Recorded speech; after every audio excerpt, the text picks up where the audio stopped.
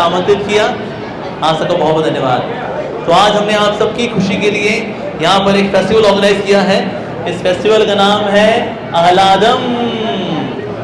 ये अहलादम किसका है? आपका नाम अहलादम है ना?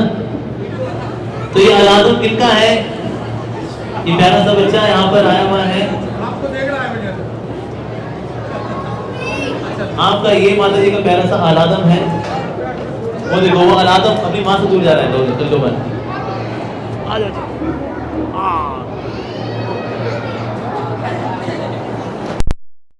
तो अहलादम नाम का हमने फेस्टिवल यहाँ ऑर्गेनाइज किया आप सभी प्रसन्नता हेतु। तो अहलाद का मतलब क्या?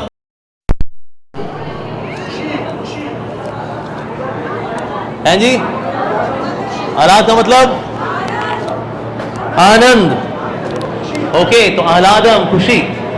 तो बोला खुशी कैसे आएगी? क्या खुशी भारतीयों के पास है कि नहीं है? आपको पता है भारत का हैप्पीनेस इंडेक्स में कितना रैंक है? हैप्पीनेस इंडेक्स में मतलब कि पूरी दुनिया में जितने भी देश हैं उनमें खुश देशों में कितना रैंक होगा भारत का? कितना है? 3rd rank. और 118, बिल्कुल क्वाइट क्लोज। 127 हो चुका है, हमने और प्रगति कर ली है। मेरे भाई और बहनों, ये बहुत दुख की बात है। पूरे दुनिया में अगर 200 देश हैं, 200 देश में अगर खुशियों के मामले में हम 128 आए, ये दुख की बात है। ये दुख की बात है, ताली बजाने की बात नहीं है ये। हमको ये भी नहीं पता किस बात पे ताली बजानी है, किस पे ताली नहीं बजानी है। लेकिन भारत वास्तव में तो अल्लाह का देश होना चाहिए, क्योंकि भारत देश है, ये वैदिक संस्कृति का देश है। ये तो खुशियों का देश होना चाहिए। लोग यहाँ पर आए खुश होने के लिए आए, क्योंकि यहाँ सबके सब बहुत खुश हो। लेकिन भारत में आज हम देखते हैं कि हैप्पीनेस इंडेक्स में पूरी दुनिया का अगर देखें तो 127 रैंक पर आता है हैप्पीनेस इंडेक्स में, जो कि बहुत दुख की बात है। लेकिन ऐसा भला क्यों होता है? क्या ये शुरू से ऐसा है? नहीं, ऐसा बिल्कुल भी नहीं है। एक समय एक इन्विजिलेटर था, उसको पता लगा कि एक स्कूल है वो रामायण पर आधारित है। ये तो बड़ी अच्छी बात है, स्कूल जो है वो रामायण पर आधारित है, वेरी गुड। तो देखने के लिए कि ना वहां पर सब स्कूल में ठीक ठाक चल रहा है कि नहीं चल रहा है, तो गए स्कूल में। स्कूल में जाकर के बच्चों से पूछा, देखा बच्चे लोग क्लास में बैठे हुए थे, तो पीछे एक बच्चा था, कहता हाँ बेटा तुम बताओ शिव का धनुष किसने तोड़ा? तो बच्चा खड़ा होकर कहता सर कसम से मैंने नहीं तोड़ा। कहता ये क्या जवाब हुआ, तुमने नहीं तोड़ा? कहता सर मैं छुट्टी पे था ना, मुझको पता नहीं किसने तोड़ा। तो बगल में एक और बच्चा था, क्या अच्छा तुम बताओ? क्या सर कसम से वाकई में ये 3 दिन से नहीं आया, इसको भी नहीं पता, मेरे को भी नहीं पता शिव का धनुष किसने तोड़ा। कहते ये क्या है, ये क्या जवाब हुआ? एक काली शर्ट वाले को बोलो पीछे चला जाए, आप पीछे चले जाओ। फिर हम इनसे पूछेंगे शिव का धनुष का तुमने तोड़ा? फिर ये भी बोलेंगे शिव का धनुष मैंने कसम से नहीं तोड़ा। क्योंकि ना जो सुनने के वक्त सुनते नहीं है वो ये जवाब देते हैं। देखिए दोस्ती यारी तो जरूरी है, ये नो डाउट, लेकिन दोस्ती यारी करने के लिए हमारे पास बहुत सारा समय होता है, राइट? आपकी दोस्ती बहुत अच्छी है आपस में ना, आप दोस्ती निभाओ सेशन के बाद, या अभी निभानी है पीछे जाके निभाओ। लेकिन आप लोग आगे गप मार रहे हो ना, आपके पीछे लोग डिस्टर्ब हो रहे हैं, और कुछ नहीं। हाँ, डिस्टर्ब करे तो पीछे होकर एक साथ डिस्टर्ब हो जाओ, आपस में डिस्टर्ब करते रहो एक दूसरे को। लेकिन आपके आसपास के लोग जो सुनना चाहते हैं ना, वो भी डिस्टर्ब हो जाते हैं बेटा, और कुछ नहीं, ठीक है जी? तो फिर इस व्यक्ति ने फिर प्रिंसिपल से, टीचर से पूछा, टीचर ये देखिए आपकी क्लास के बच्चे क्या जवाब दे रहे हैं, शिव का धनुष किसने तोड़ा? ये कहता है मैं छुट्टी पे था। वो कहता है सवाके में सर मेरे को भी नहीं पता, मैंने भी नहीं तोड़ा। ये कोई जवाब होता है? टीचर ने बोला सर धनुष टूटते रहते हैं, एक आध टूट गया, कोई बात नहीं सर। क्या? कहता हाँ इट्स ओके सर, अरे रिपेयर कर देंगे ना, मिस्टर फिक्सर लगा के रिपेयर कर देंगे। टीचर का भी ये हाल है। यहाँ पर प्रिंसिपल के पास गया वो व्यक्ति, उसने कहा जी आपका स्कूल रामायण पे आधारित है, मैंने बच्चों से पूछा कि शिव का धनुष किसने तोड़ा? एक कहता है कि अरे मैं छुट्टी पे था, दूसरा कहता है नहीं सर मैंने भी नहीं तोड़ा। टीचर कहता है मिस्टर फिक्सर लगा करके जोड़ देगा वो। क्या है ये? प्रिंसिपल बोला अरे सर हम कमेटी बिठाएंगे, जिसने भी तोड़ा है उसके खिलाफ सख्त कार्रवाई होगी। तो ये जो इन्विजिलेटर था उसने कहा भाई ये स्कूल तो मतलब बहुत ही गड़बड़ है। तो इसीलिए आज हम देखते हैं आज कितने लोगों को वास्तव में हमारी भारतीय संस्कृति, वैदिक संस्कृति के बारे में नहीं पता। एक इंटरव्यू था, मैं देख रहा टीवी के ऊपर, पूछा गया भारतीयों से दिल्ली के अंदर, दीपावली के दिन क्या होता है, दिवाली क्यों मनाई जाती है? तो बोला वो क्या क्या हुआ था, वो कैसे वो रावण को मारा था राम जी ने दिवाली के दिन। अच्छा, फिर दशहरे को क्या हुआ था? फिर दशहरा, ये पता नहीं, दशहरे पता नहीं क्या हुआ था, लेकिन दिवाली पे कंफर्म्ड है राम जी ने रावण को मारा था। ये हमारे भारतीयों का आज हाल हो चुका है। तो हालांकि भारतीय संस्कृति बहुत ही उन्नत संस्कृति रही है, लेकिन अगर हम अपने धर्म से दूर जाते हैं तो देखिए यह हाल हो जाता है। वैसे भारत में आपको पता है जितने भी हमारे ग्रंथ हैं, ग्रंथ लिखित रूप से दिए गए 300 BC में हमारे शास्त्र लिखित रूप में आए, क्योंकि उससे पहले हमें लिखने की आवश्यकता पड़ती नहीं थी, क्योंकि जो गुरु ने सुनाया, शिष्य ने सुना, याद किया, आगे शिष्य ने अपने शिष्य को दिया, शिष्य ने अपने शिष्य को दिया, सब याद रहता था। लेकिन जब देखा कि कोई कलयुग वालों की मेमोरी वीक पड़ रही है, याद नहीं कर पाते हैं, भूल जाते हैं, तो फिर ऐसी स्थिति में फिर 300 BC में लिखित रूप से शास्त्र को दिया गया। पर इसका मतलब ये नहीं कि शास्त्र अभी 300 BC में आए, ना ना ना ना, शास्त्र तो हमेशा से ही है, लेकिन उस वक्त तक लोगों की मेमोरी बहुत अच्छी थी। आज लोगों की मेमोरी में अगर पूछो ना किसी से, अच्छा कल आपने नाश्ते में क्या खाया था, भूल चुके हैं वो। अच्छा परसों खाया था, बिल्कुल ही भूल चुके हैं। एक हफ्ता पहले तो खाया था नहीं खाया था ये भी याद नहीं होता। तो इसीलिए अब कलयुग में लोगों की मेमोरी बहुत वीक होती चली आई है। तो इसीलिए फिर शास्त्र को लिखित रूप में देना पड़ा वेद व्यास जी को। तो इसे लिखित रूप में उन्होंने दिए, उससे पहले चला करते थे मौखिक रूप से चला करते थे।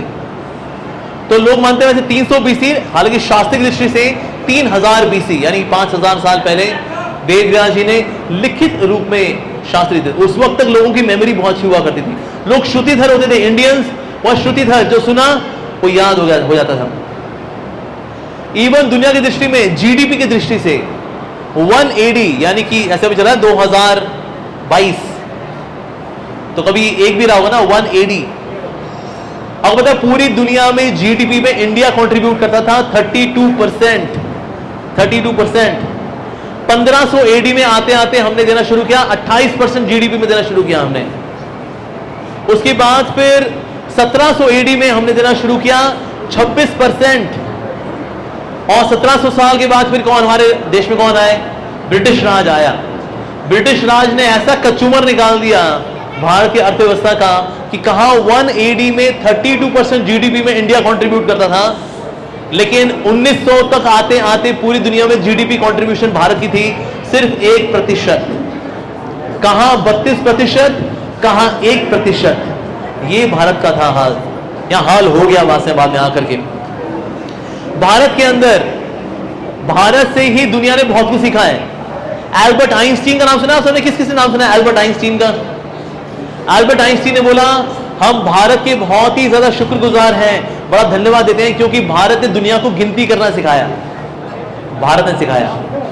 वोल्टायर नाम के दार्शनिक ने बोला पूरी दुनिया कृतज्ञ है उस देश की जो गंगा नदी के तट पे बसा हुआ है, उससे जो हमने ज्ञान लिया है उससे आज दुनिया चल रही है। वोल्टायर ने इस प्रकार से धन्यवाद दिया भारत का।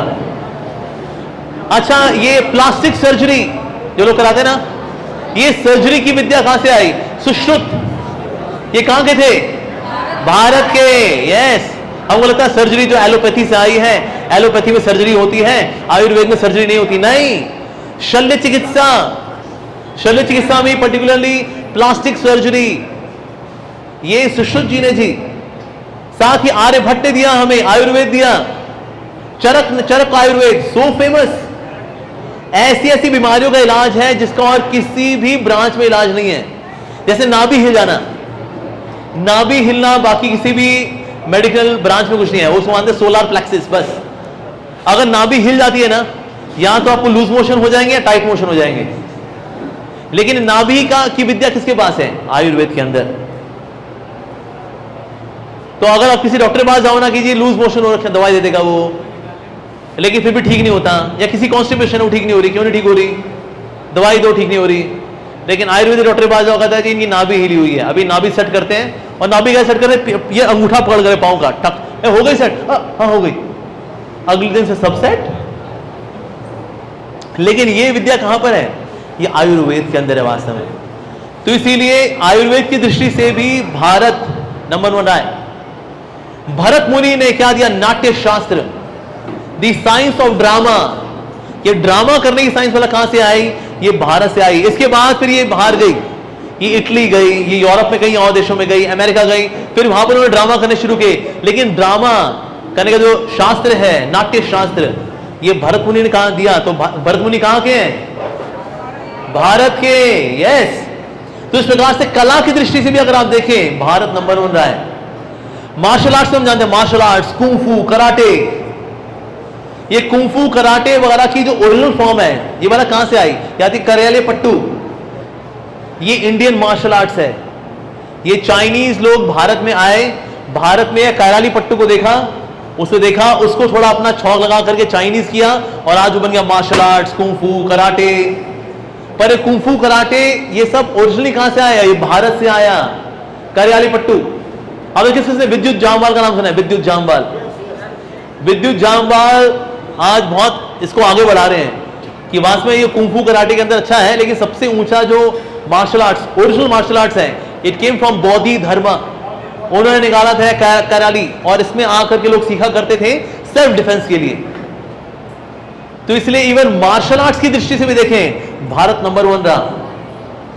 साथ ही बहुत ही विशेष सिद्धांत, उसको बोलते हैं सूर्य सिद्धांत। सूर्य सिद्धांत के अंदर जो एस्ट्रोनॉमिकल कैलकुलेशंस की गई हैं, यानी कि पृथ्वी सूर्य के बीच में डिस्टेंस, वो आज मॉडर्न एस्ट्रोनॉमी से बिल्कुल मैच करता है।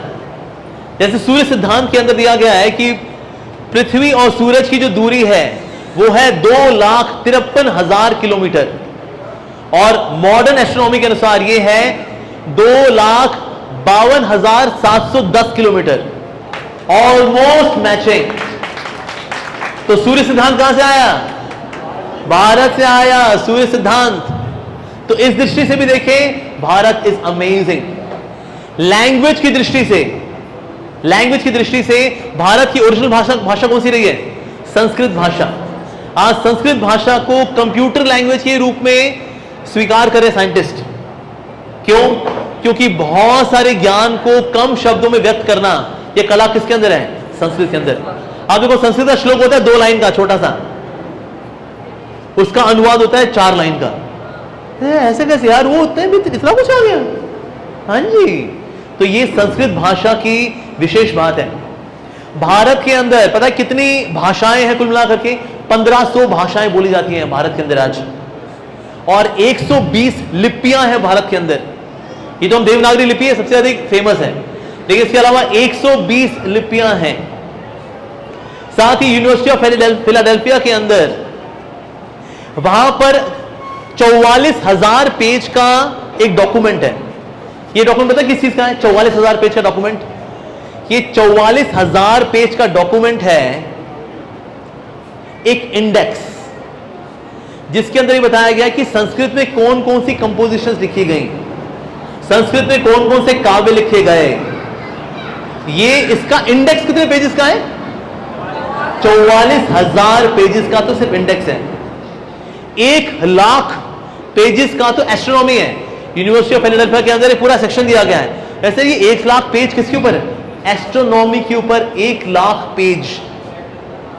भारतीय संस्कृति, संस्कृत भाषा में है वो astronomy, that is also given there. साथ ही आप देखिए, दुनिया के अंदर अगर आप व्यापार की दृष्टि से देखें, व्यापार की दृष्टि से दुनिया में 10 हीरो में से 9 हीरे भारत में काटे जाते हैं। और भारत में कौन सा स्थान है जो हीरो के लिए सबसे विख्यात है, सूरत। पूरी दुनिया में 10 हीरो में से 9 हीरे काटे जाते हैं, तो भारत के अंदर काटे जाते हैं। वास्तव में दुनिया के अंदर जितने भी बड़ी बड़ी कंपनियां हैं, उनके सीईओ कौन है, भारतीय हैं। चाहे जेरोक्स हो, उसका सीईओ कौन, भारतीय है। गूगल भारतीय, पेप्सिको भारतीय, जितनी भी बाहर बड़ी बड़ी कंपनियां हैं, इनके सीईओ कौन है, भारतीय हैं। आपने किसने बिल गेट्स का नाम सुना है? जब बिल गेट्स से पूछा गया कि अगर आप अपनी माइक्रोसॉफ्ट के लिए पूरी दुनिया में सिर्फ एक ही इंस्टीट्यूशन से अपने विद्यार्थी को हायर करना चाहेंगे, क्योंकि अभी वहां पर सब तरह से आते हैं, वहां ऑक्सफोर्ड से भी आते हैं, वहां स्टैनफोर्ड से भी आते हैं, वहां येल यूनिवर्सिटी से भी आते हैं, दुनिया की बड़ी बड़ी यूनिवर्सिटी से आते हैं। लेकिन जब बिल गेट्स से पूछा गया कि अगर आपको पूरे देश में, अपने पूरी कंपनी में पूरे दुनिया भर से सिर्फ एक ही इंस्टीट्यूशन से अपने सारे एम्प्लॉइज हायर कर रहे हैं, तो उन्होंने बोला मैं आईआईटी से हायर करूंगा, इंडियन इंस्टीट्यूट ऑफ टेक्नोलॉजी। तो अगर आप व्यापार की दृष्टि से देखें, मतलब भारतीयों का अद्भुत स्थान है। अमेरिका के अंदर 70% होटल्स इंडियंस चलाते हैं। इसे विदेशों में बोलते हैं behind every motel there is a Patel. तो इसीलिए 70% अगर अमेरिका के अंदर होटल भी चल रहे हैं तो कौन चला रहे हैं वहां पर? भारतीय चला रहे हैं। वास्तव में जितनी जगह पे इंटेलिजेंसिया है ना, वहां कौन चला रहा है? भारतीय ही चला रहे हैं। इवन अमेरिका के अंदर जितने भी ग्रेजुएट्स हैं, यूएसए के अंदर ग्रेजुएट्स में वहां पर 78% इंडियंस ग्रेजुएट हैं, और वहां की नेशनल एवरेज है 28%। अमेरिका के अंदर टोटल ग्रेजुएट लोग 28% हैं, लेकिन सारे इंडियंस में ग्रेजुएट 78% है। पढ़े लिखे लोगों की परसेंटेज सबसे ज्यादा अमेरिका में जितने समुदाय हैं वो भारतीयों की है।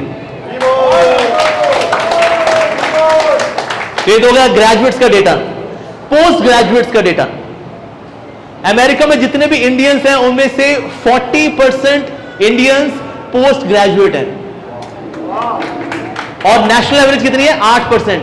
अमेरिका के अंदर खुद American only 8% R post graduate, और वहां रहने वाले इंडियंस ही 40% पोस्ट ग्रेजुएट्स हैं। तो इस दृष्टि से भी अगर आप देखें, भारत का ना अद्भुत स्थान है वास्तव में। सुरक्षा की दृष्टि से, सुरक्षा की दृष्टि से अगर आप देखें, भारत के अंदर कितनी पुलिस चौकियां होंगी? 15,000 पुलिस चौकियां हैं, और अमेरिका के अंदर 17,000 पुलिस चौकियां हैं, जबकि भारत की जनसंख्या अमेरिका से 4 गुना है। तो यानी हमारे कितने होने चाहिए? कम से कम 60,000 पुलिस स्टेशन होने चाहिए। यानी क्राइम रेट के पॉइंट ऑफ व्यू से देखें ना, अगर क्राइम रेट भी इंडिया के अंदर इतना कम है कि हम 15,000 चौकियों में अपना काम चला लेते हैं। लेकिन अमेरिका के अंदर 17,000 पुलिस स्टेशन, ये कब कौन सा कब क्राइम कहां पर हो जाए कुछ नहीं पता, कुछ नहीं पता। सुरक्षा की दृष्टि से भारत का बहुत ही अव्वल स्थान है। जितने भी विदेशों के अंदर बिजनेसमैन हैं, बड़े बड़े बिजनेस टाइकून्स हैं, जिनको बोलते हैं एनआरआई। अब बताएं, एनआरआई भले ही बाहर रहे दुनिया के अंदर, लेकिन याद किसको करते हैं? भारत को।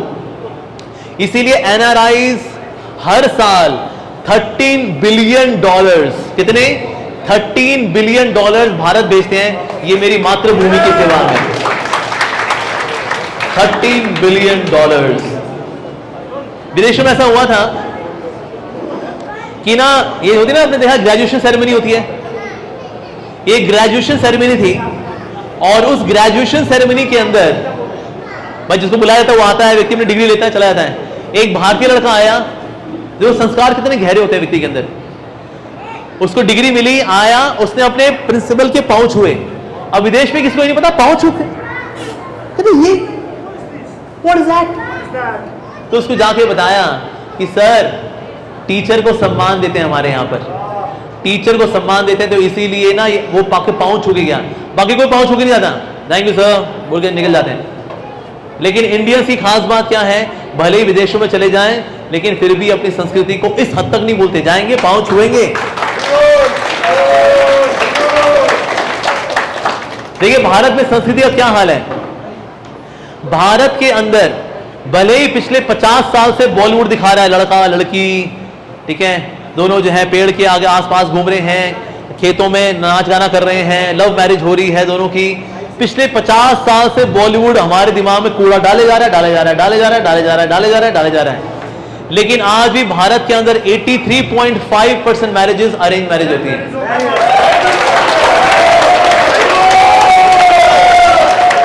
और क्योंकि भारत की संस्कृति क्या होगी, 50 साल तक बॉलीवुड लगा हुआ है, love marriage, love marriage, love marriage, love marriage. प्रेमी प्रेमिका, प्रेमी प्रेमिका, प्रेमी प्रेमिका 50 साल से दुग दुग दुग दुग दुग दुग दुग दुग दुग दुग दुग। और हमारे इंडियंस 83.5% हम अपने माता पिता के द्वारा चुना गया लाइफ पार्टनर से शादी करें। Wow, what an amazing culture Ashley, what an amazing culture। तो इस प्रकार से भारत का शिपमेंट की पॉइंट ऑफ व्यू से देखें, 1857 से पहले भारत के अंदर थे 34,000 शिप। कितने शिप्स? 34,000 शिप। और हर एक शिप की जो कैपेसिटी थी इट वाज 1.2 मिलियन टन। ये हर एक शिप की कैपेसिटी हुआ करती थी। और भारत के पास शिप थे 34,000 शिप थे।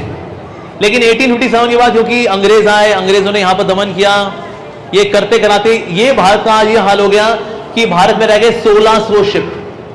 जब भारत आजाद हुआ तो भारत के पास रह गए थे सिर्फ 1600 शिप, 34,000 से 1600। बल्कि जब ब्रिटिशर्स आए इंडिया के अंदर, जब ब्रिटिशर्स इंडिया के अंदर आए तो उन्होंने देखा कि ना हमें इंजन लोकल बनाना चाहिए। पहले विदेशों से इंजन आता था यहां पर, उसको फिर असेंबल करके बनाया करते थे। लेकिन भारतीय लोग इतने बुद्धिमान हैं कि उन्हें लोकल इतनी इनोवेशन की इंजन की कि ये इंजन यूके के इंजन से बहुत गुना बढ़िया था, 2 गुना 3 गुना बढ़िया था। इनको यहां फैक्ट्री बंद करनी पड़ेगी, ये लोग तो अपनी दुकान इतनी बड़ी कर लेंगे, हमारे से कोई इंपोर्ट करेगा नहीं। That's why this snubbed it, इसको दबा दिया गया। ये भारत की इंडस्ट्री का हालचाल है। सोचिए भारत के अंदर धार्मिकता इतनी है। अब बोला भारत के अंदर कितने नास्तिक लोग रहते हैं? सिर्फ 0.24%, यानी कि 99.6% लोग भारत के अंदर आस्तिक हैं। और भारत में देखो क्या हाल है। अगर आपको कोई लॉजिकली भी प्रूव कर दे कि भगवान नहीं है, लॉजिकली आपको चार्ल्स डार्विन थ्योरी, हम लोग मंदिरों से आए, ये वो बम फटा दुनिया बनी, ये सब पढ़ने के बाद भी, NCERT किताबें पढ़ने के बाद भी, CBSE किताब पढ़ने के बाद भी, हमने पढ़ा भी है, एग्जाम में लिखा भी है इसको, बम फटा दुनिया बनी, हम बंदर से आए। लेकिन उससे पूछे लेकिन फिर भगवान है कि नहीं? कहता भगवान तो है, भगवान तो है। तो इन्हें में देखा जाए तो नास्तिक थ्योरी है। ये तो बता रही है हमारे पूर्वज कोई ऋषि मुनि नहीं थे। अगर हम देखो इससे प्रभावित हो गए होते अगर, और हमसे को हमारा गोत्र पूछता है, हम क्या बताते हैं? मेरा शांडिल्य गोत्र है, गर्ग गोत्र है, कश्यप गोत्र है, हम ये बताते हैं, राइट? हम सब बता रहे होते वानर गोत्र। हम लोग किससे आए? बंदरों से आए। तो हमारा गोत्र क्या होना चाहिए? वानर गोत्र। पर कोई बोलता है ऐसा? आप कभी जाओ गया जाओ, कभी जाओ हरिद्वार ऋषिकेश पंडित जी के पास, कहां गोत्र है आपका? तो बोलता है वानर। तो बोलता है ऐसा? कोई नहीं बोलता। तो भले ही हमको कोई लॉजिकली समझाए, देखो देखो भगवान नहीं है, नहीं है, नहीं है, नहीं है, फिर भी हम बोलते नहीं है, है। इसलिए पूरी दुनिया में सबसे कम नास्तिक कहां पर है? इंडिया के अंदर। सिर्फ 0.24% लोग यहां पर नास्तिक हैं, 0.24। इसका मतलब 99.76% लोग यहां पर आस्तिक हैं, भगवान में विश्वास करते हैं। वन ऑफ द रीजन कि यहां पर ही हम देखते हैं कि ईसाई मिशनरी, कि इस्लामिक मिशनरी भारत में इतना पैसा इन्वेस्ट करते हैं लोग, कि यहां पर इतना कन्वर्जन क्यों कर रहे हैं लोग? इतना इन्वेस्टमेंट कहीं नहीं करते हैं लोग, कहीं नहीं करते। भारत में इतना इन्वेस्टमेंट करते हैं। क्यों? क्योंकि सबसे अधिक श्रद्धालु लोग कहां रहते हैं? भारत के अंदर। आज अमेरिका का ये हाल है। देखिए अमेरिका के अंदर मैं देखा कई चर्चेज हैं खाली पड़ी हैं। हर 2 किलोमीटर पे इतनी सुंदर चर्च है वहां पर। मैंने अमेरिका में काम किया, मैंने देखा, सारी चर्चेज देखी मैंने। और चर्चेज के अंदर धूल चाट रही है चर्च, कोई नहीं आता। इवन चर्च के बाहर उन्होंने बैडमिंटन कोर्ट खोल दिया कि आओ बैडमिंटन खेलते खेलते शायद अंदर आ जाएंगे लोग, शायद टीटी खेलेंगे, टेबल टेनिस खेलेंगे तो अंदर आ जाएंगे लोग। लेकिन बाहर लोग टीटी खेल के चले जाते हैं, लेकिन अंदर नहीं आते। और चर्च जो है वो धूल चाट रही है। अफकोर्स उसका फायदा हरे कृष्णा वालों को मिलता है। हम लोग जाते हैं वहां म्यूनसिपालिटी वालों से मिलते हैं, कहते भाई तुम्हारी चर्च धूल चाट रही है, हमको दे दो सस्ते दाम में, हम यहाँ हरे कृष्णा मंदिर खोल लेते हैं। हम वो चर्च के अंदर हरे कृष्णा मंदिर खोल लेते हैं।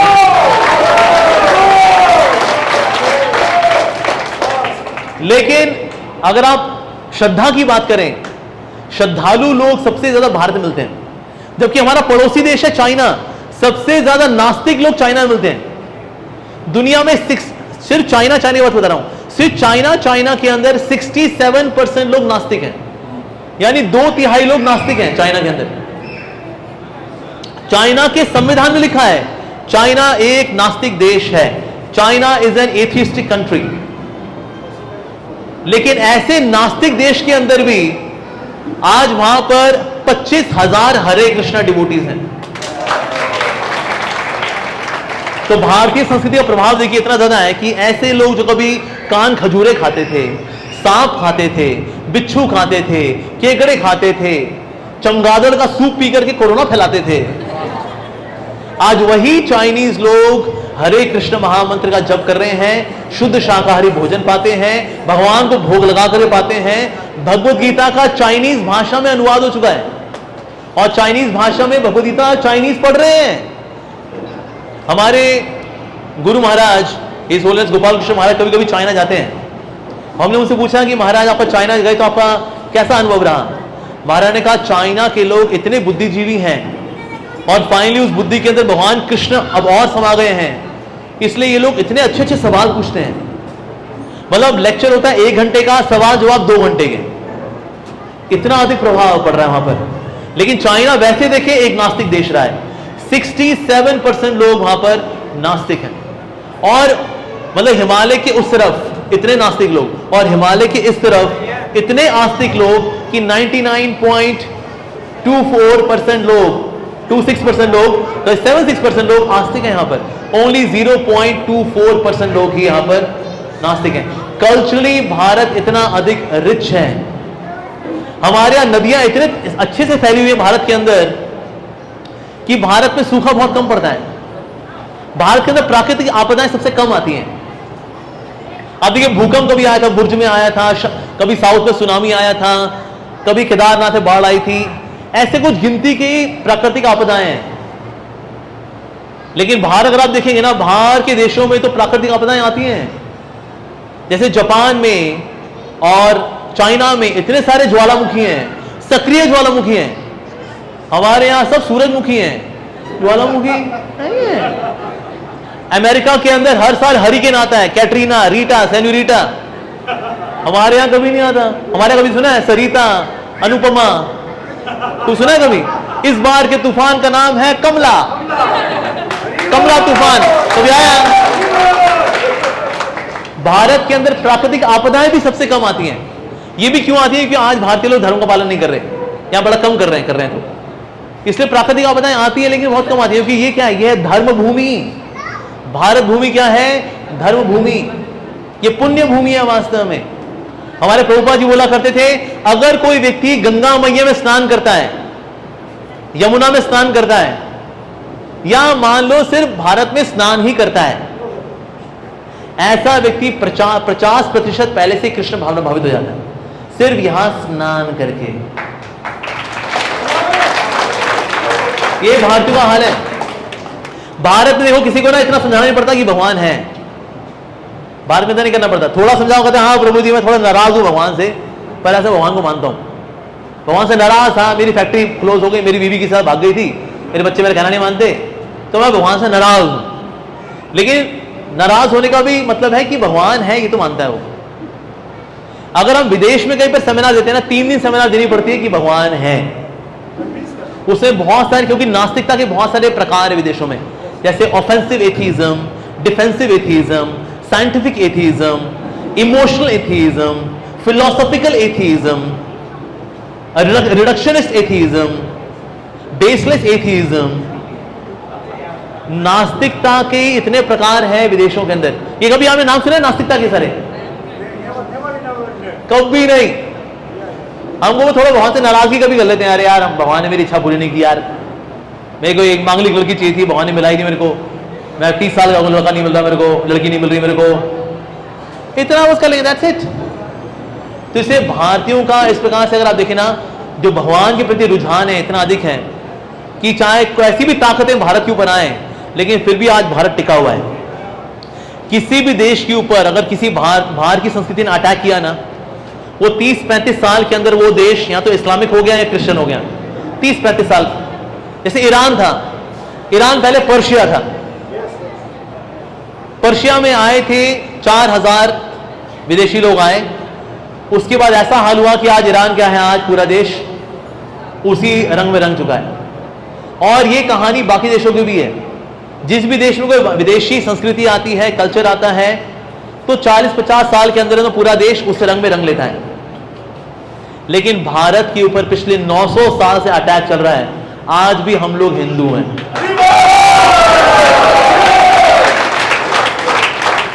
ये 30-40 साल की बात नहीं है, 50 साल की बात भी नहीं है, 900 साल। 900 साल। एक्चुअली पृथ्वीराज चौहान के बाद हमें नरेंद्र मोदी जी हिंदू राजा मिले हैं, बीच में हिंदू राजा मिला ही नहीं हमको कोई।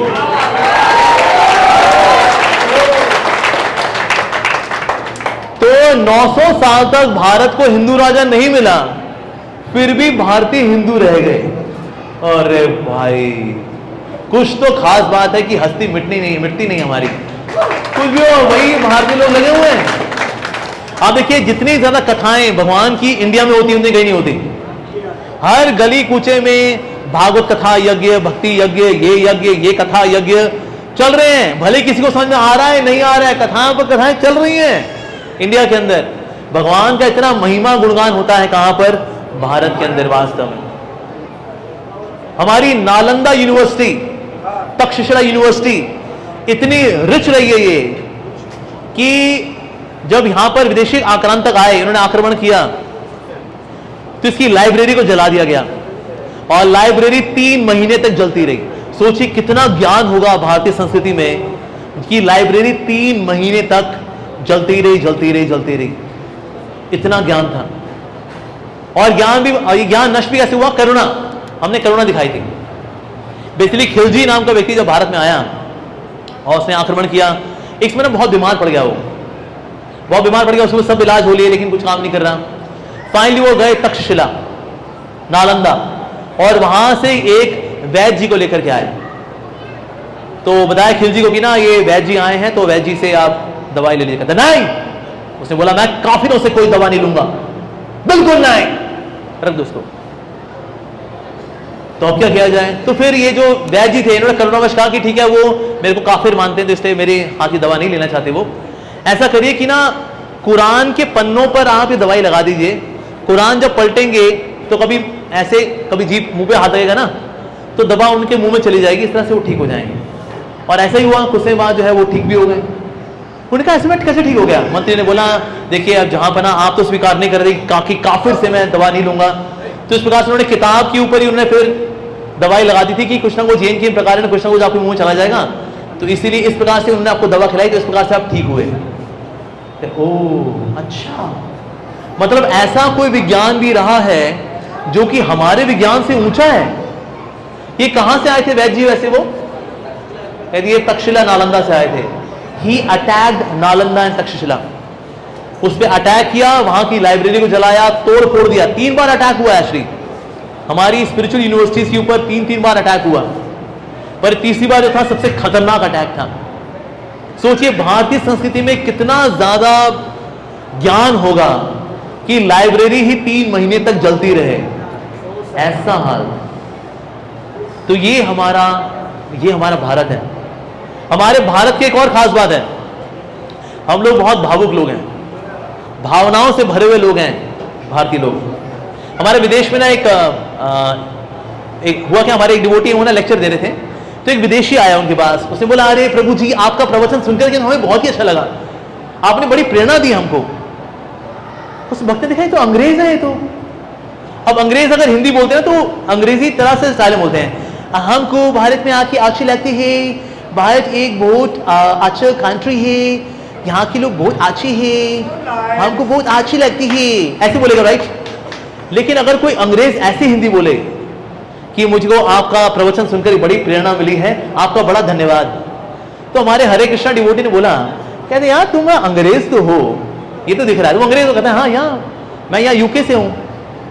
कहता है लेकिन यार तुम हिंदी तो बिल्कुल भारतीय जैसी बोल रहे हो। बिल्कुल अंग्रेज लोग हिंदी बोलते तो पता लगता है कि हाँ ये अंग्रेज व्यक्ति ही जो है वो हिंदी बोल रहा है, राइट। लेकिन आपकी हिंदी एकदम क्लिष्ट हिंदी है एकदम, ऐसे कैसे?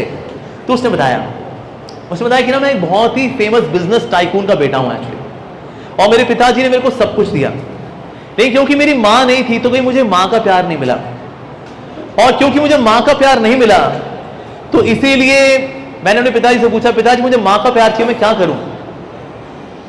तो पिताजी ने कहा, देख बेटा, वैसे तो मेरी बहुत सारी फिरंगने वाइफ हैं, लेकिन अगर तेरे को चाहिए, मतलब माँ का प्यार चाहिए अगर, तो सबसे ज्यादा इमोशनल लोग, भावनात्मक लोग हैं भारत के अंदर, तो तेरे को भारत जाना चाहिए और भारत में तेरे को प्यार मिलेगा। तो जो भारत में आए, तो भारत में काफी रिसर्च की कि कौन सी माएँ सबसे ज्यादा ममता भरी होती हैं। तो उसे पता लगा कि पंजाबी माएँ और बंगाली माएँ सबसे अधिक प्यार देती हैं बच्चों को। तो दोनों में से फिर फाइनली उसने बंगाली माँ को चुना और बंगाली माँ के पास गया, उसने सब कुछ सीखा उनसे, और उनके पास गया, उसने बोला कि अच्छा, अगर मैं हर रोज आप लोगों को 2 लाख रुपए दूं, सॉरी हर महीने 2 लाख रुपए दूं, तो क्या मुझे एक माँ का प्यार दोगे? अब बेटा जी, क्यों नहीं बेटा जी, और लोगों को भी ले आओ, उनको माँ का प्यार देंगे हम। तो इस तरह से वो यहाँ रहा, भारत में रहा, यहाँ उसने बंगाली भी सीखी, भारतीयों से उसने हिंदी भी सीखी, और यहाँ रह के उसको माँ की ममता का अनुभव हुआ कि माँ का प्यार क्या होता है, भारत में आकर पता लगा उसको। और ये करते करते उसको उसकी हिंदी इतनी क्लिष्ट हो गई कि वो हिंदी ऐसे बोलता है जैसे कोई भारतीय लोग हिंदी बोलते हैं ना, इस प्रकार से वो हिंदी बोलता है। ये भारत की इमोशंस की बात है। अब देखिए, फैमिली बॉन्डिंग इतनी जबरदस्त होती है भारत के अंदर। माता पिता बच्चों का इतना ध्यान रखते हैं, इतना ध्यान रखते हैं बच्चों का, कि अगर बच्चा अगर हल्का सा भटक रहा होता है, उनको चिंता होनी शुरू हो जाती है। विदेशों में बच्चा जब 18-19 साल का होता है, क्या चल अब तू अपनी दुनिया में, हम अपनी दुनिया में। लेकिन भारत के अंदर माता पिता बच्चों की बहुत चिंता करते हैं, उनको कॉल करेंगे, भले ही बच्चे इनको बाद में वृद्धाश्रम भेज दें, ये वृद्धाश्रम से कॉल कर दें बच्चों को, बेटा तुम ठीक तो हो। मतलब इमोशनल रिचनेस देखिए भारत के अंदर। और ये माता पिता को जो भेजने का है ना, वृद्धाश्रम भेजने का सिस्टम, ये भी भारतीय कल्चर में नहीं था, ये बाद में आया। ये विदेशी संस्कृति का जब भारत में अटैक हुआ, ये उससे आया वास्तव में। उस अटैक की वजह से भारत में being on the name of being modern, हम लोग बहुत आधुनिक लोग हैं, हमको थोड़ी प्राइवेसी चाहिए बाबा। ये बूढ़े बुढ़नचर लोग घर में घूमते रहेंगे तो हमें प्राइवेसी भला कैसे मिलेगी? प्लीज इनको भेजो ना कहीं वृद्धाश्रम वगैरह, please. Okay Monica, love you darling.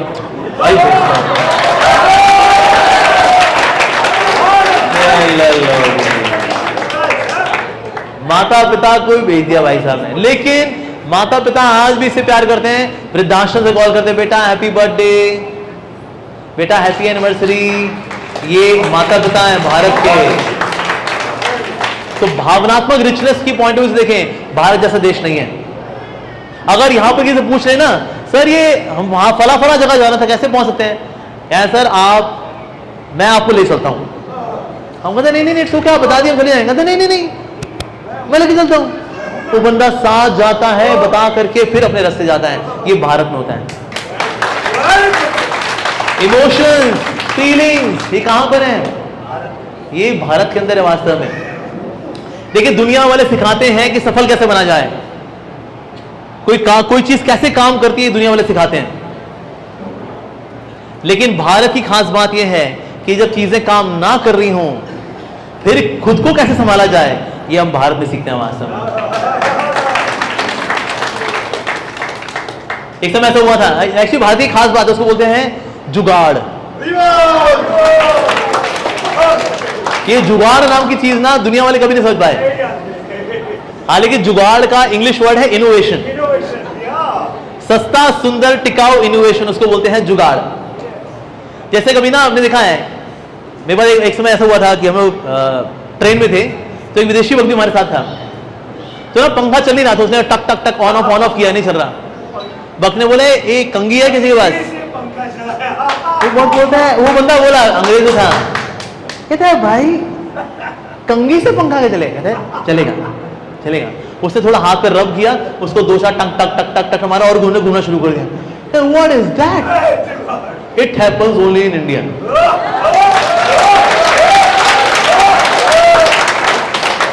कमाल, अद्भुत जुगाड़।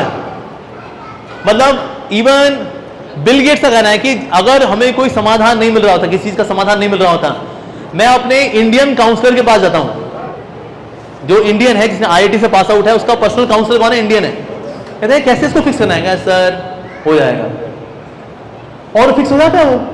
फिर मैं उससे पूछता हूं कैसे हुआ? इससे sir in India we say we call something known as jugaad. Done. Even Microsoft के सॉफ्टवेयर के अंदर भी इंडियंस ने कहीं ना कहीं जुगाड़ फिट करके वो कंपनी को कहां से कहां पहुंचा दिया। That is India. My God.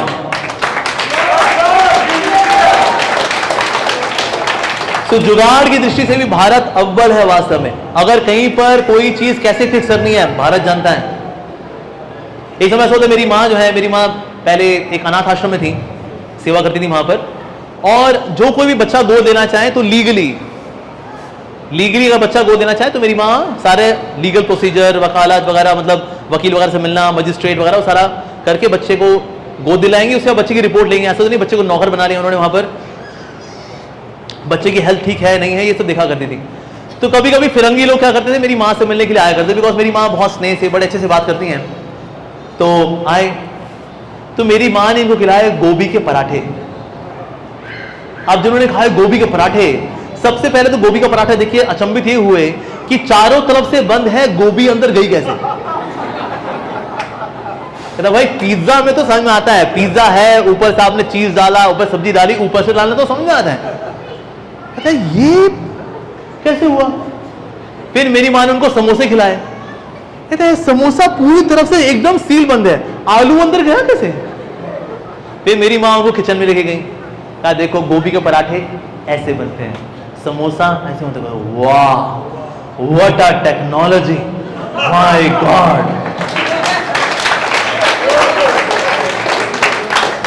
और खान पान में जो भारतीयों के आसपास भी कोई नहीं है। भारत के अंदर जो खान पान है, अरे माय गॉड, अल्टीमेट। मैं जब विदेशों में काम करता था मैं, तो वहां पर एक समय मेरे बॉस की एक पार्टी थी। अब वहां जाना पड़ा मेरे को। मैंने कहा यार बॉस की पार्टी, भाई जाना पड़ेगा वहां पर। तो फिर वो एक सारों ने ताम झाम इकट्ठा किया हुआ था।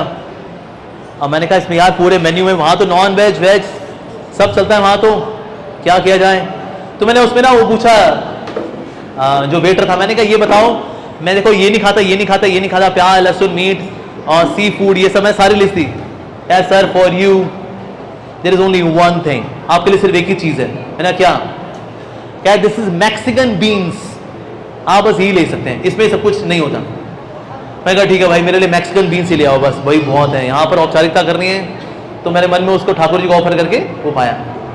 अब मैं जो उसको पाने वाला था, तो मेरे बॉस का बॉस आया, कहते What are you taking? तुम क्या खा रहे हो? मैंने कहा these are Mexican beans. Oh, Mexican beans that has got a kick in it.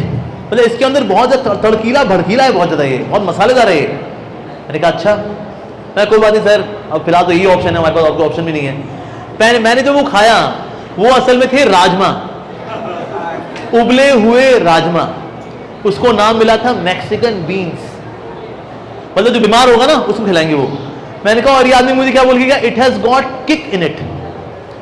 फिर मैंने बॉस को लेके गया एक साउथ इंडियन रेस्टोरेंट में, एक श्री वैष्णव का रेस्टोरेंट था अमेरिका में। मैं उसको वहां लेके गया, उसको मैंने वहां खिलाया सांबर वड़ा, इडली डोसा। मैंने कहा हाउ अबाउट दैट? कहता है it is not just kick, it has got super duper kick. तो उनके लिए तो चीज हो रही है, माय गॉड। पर हमारे यहां पर स्पाइसेस का इस्तेमाल होता है। Spices are very good for digestion, spices are very good for immunity.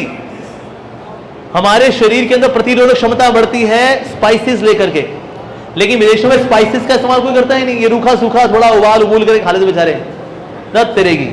और भारतीय लोग स्पाइसेस का क्या इस्तेमाल करते हैं, अरे माय गॉड। जब दाल के ऊपर छौंक लगता है ना, दाल में जान तब आती है। पर छौंक जैसी चीज भारतीयों को, अंग्रेजों को पता ही नहीं थी एक्चुअली। प्रभुपाद जी इनको छौंक लगाना सिखाया दाल के अंदर। जब विदेशों में देखा जी स्वामी जी क्या कर रहे हैं,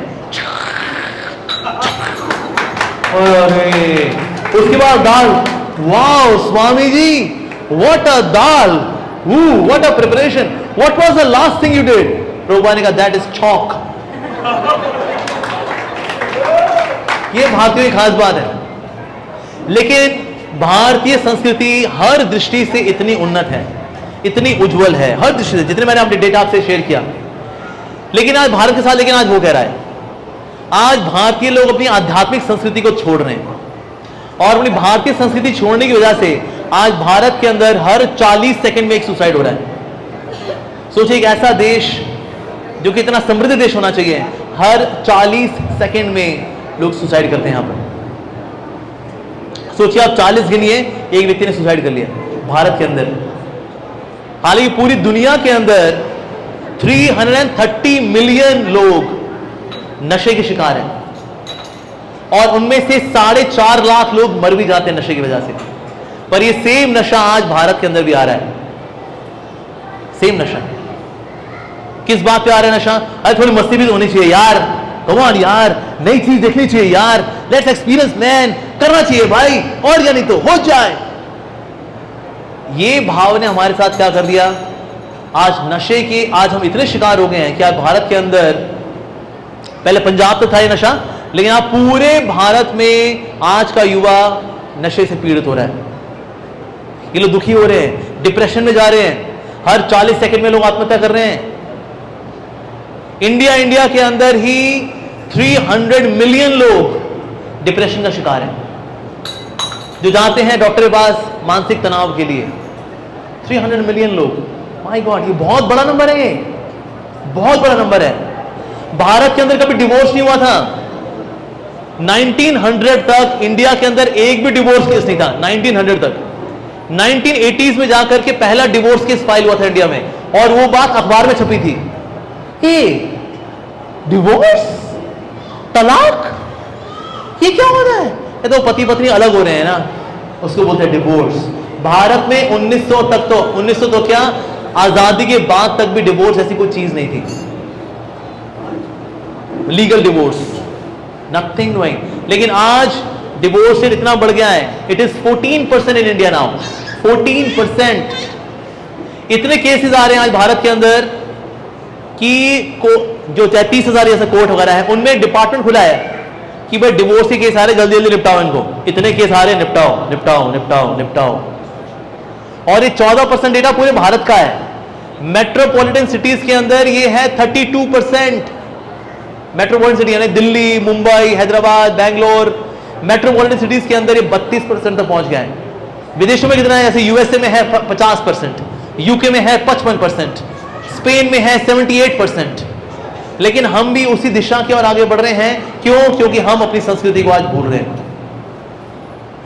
मैं जब अमेरिका में था, जब मैं वहां काम करता था, तो मैंने वहां पूछा कि ऐसा क्यों है कि अमेरिका की नौकरियां इंडिया में आ रही हैं, ऐसा क्यों? तो उन्होंने बताया कि क्योंकि अमेरिका के अंदर 90% यूथ ड्रग एडिक्ट है, 90% यूथ। क्योंकि सारे अमेरिका में सेंट्रल में है Ohio, Ohio is in centre. Ohio से सारे यूएसए के अंदर ड्रग सप्लाई होती है, सारी यूनिवर्सिटीज के अंदर।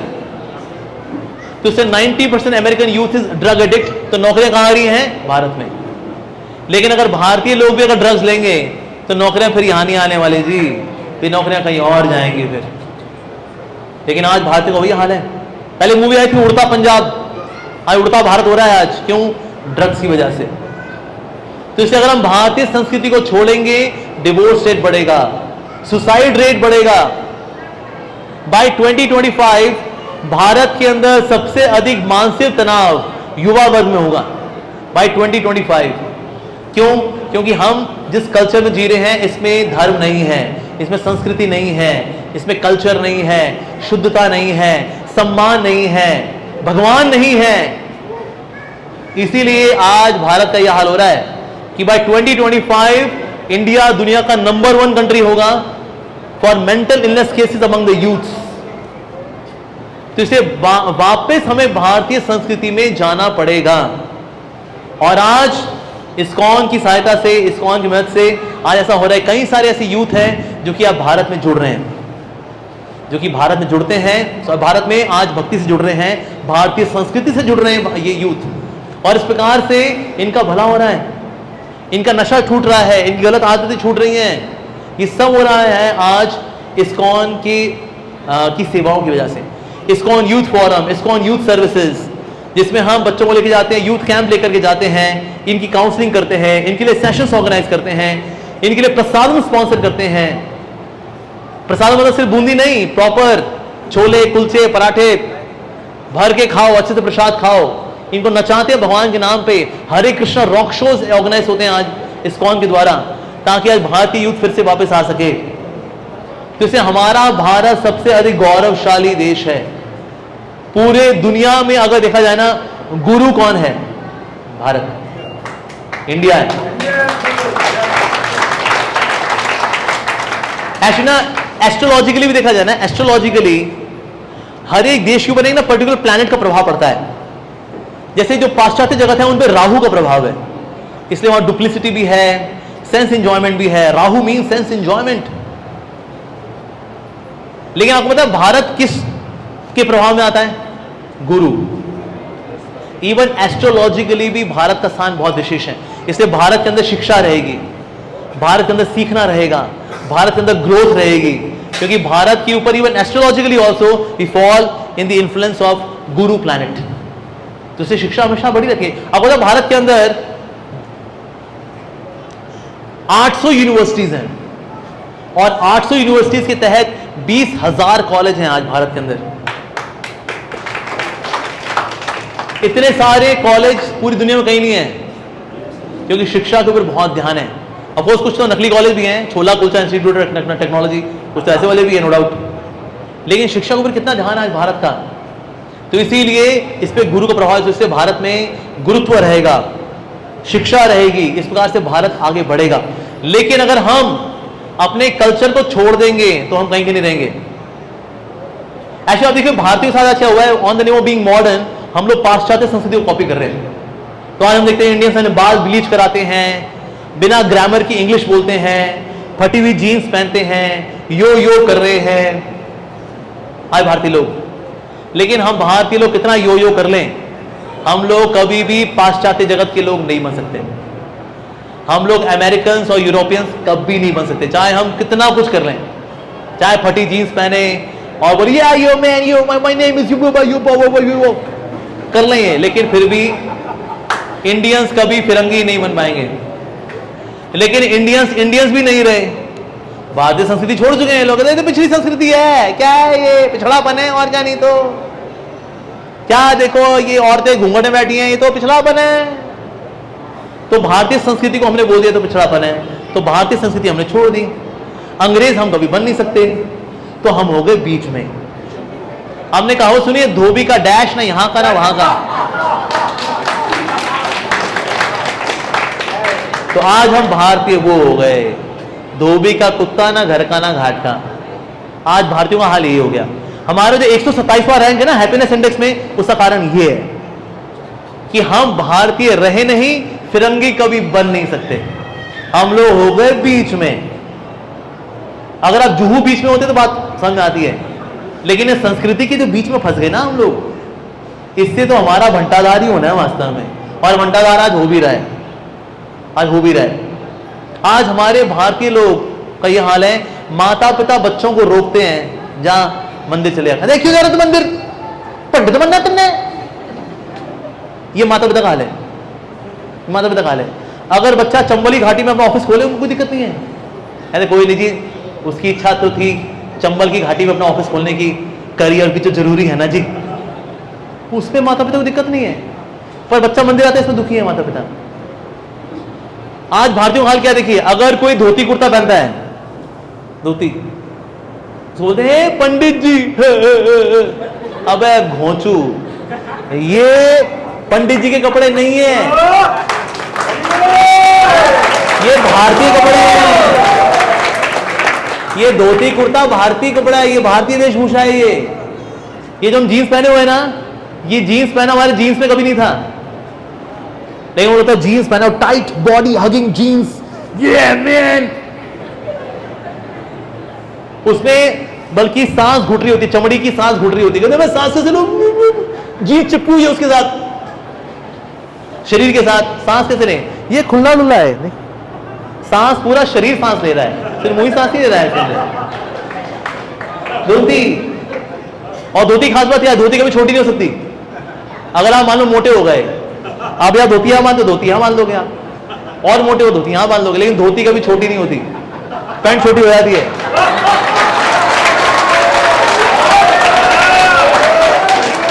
भाई कितना खोलेंगे पैंट को, माँ ही बोलती है बेटा भटूरे खा कर तू भटूरा हो गया, मार्जिन में खत्म हो गया पैंट के पीछे का, दूसरी पैंट पहन। धोती के साथ ये नहीं है ऐसा, आप पब्लिक में ना पैंट नहीं पहन सकते, लेकिन धोती पब्लिक में पहन सकते हैं आप। ऊपर गमछा लपेटा होता है, नीचे धोती आती, ऊपर से धोती आती है, गमछा नीचे निकल जाता है, धोती पब्लिक में पहनने का हुई। धोती खास बात है जी, बहुत विशेष है धोती। धोती मतलब पहन पहन के आप उसको उधेड़ दोगे ना, बाद में रुमाल बन जाती है। बच्चों के कपड़े साहब उसका पोछा बना लो, मतलब मरते मरते भी सेवा करके जाती है धोती, ऐसी है धोती। तो धोती जो है, वी शुड वियर धोती, सबको पहननी चाहिए धोती। सोचिए महोबा में हम सब धोती पहने, भाई जो गृहस्थ लोग हैं वो सफेद धोती पहन ले, ब्रह्मचारी वो गिरवा पहनते हैं, तो जो गृहस्थ है सफेद धोती कुर्ता पहने। फिर महोबा में आप लोग धोती कुर्ता पहन के घूमना फिरना शुरू कर देंगे ना, महोबा में क्रांति आ जाएगी।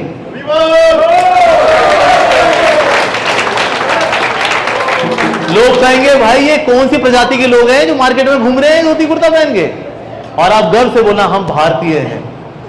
अच्छा ये इस्कॉन की ड्रेस नहीं है? कहते नहीं इस्कॉन की नहीं है ये ड्रेस, ये भारतीय संस्कृति है। वांगड़ू भटूरे इंसान, धोती कुर्ता ये पहनना चाहिए हमको, धोती कुर्ता पहनना चाहिए वास्तव में। और धोती देखिए सब प्रकार की है, कॉटन में पहनिए, जूट में पहनिए, टेरिकॉट में पहनिए, सिल्क में पहनिए, मटका सिल्क में पहनिए, आती है बहुत बढ़िया धोती, वेरी गुड, पहनना बहुत आसान है। और धोती ऐसे नहीं गिर जाती ना, खींच लो, सब लगता है शायद खुल जाएगी ना, इससे बच्चा लटक भी जाएगा तो भी नहीं खुलने वाली, फट सकती है, खुलेगी नहीं। कहीं होता है धोती खुल गई तो धोती पहनने का तरीका होता है, but dhoti is so good. लेकिन भारतीय लोग आज धोती नहीं पहनते, भारतीय लोग धोती नहीं पहनते, पैंट पहनते हैं लोग। तो इसीलिए हमारा ब्रेन वॉश किया गया है इस तरह से, हमारे वेशभूषा के तौर पे, शिक्षा की दृष्टि से हमारा ब्रेन वॉश किया गया है। और इसलिए आप देखिए आज हम लोग अपनी संस्कृति पे नाज नहीं करते वास्तव में। तो इसलिए हमें वापस इस भारतीय संस्कृति में आना पड़ेगा। हमें बहुत कुछ अच्छा दिया भगवान ने, इस पुण्य भूमि धर्म भूमि में जन्म दिया है हमको, ये हमारा सौभाग्य है। अब इसके बाद भी अगर हम भक्ति ना करें तो धिक्कार है हमारे पे, धिक्कार है हम लोगों पे। तो ये तो बिल्कुल वैसे ही आपकी लॉटरी लगी और आप काउंटर पे पहुंचे और वहां जाके लॉटरी फाड़ दी, एनकैश करानी थी बस, वो एनकैश नहीं कराई।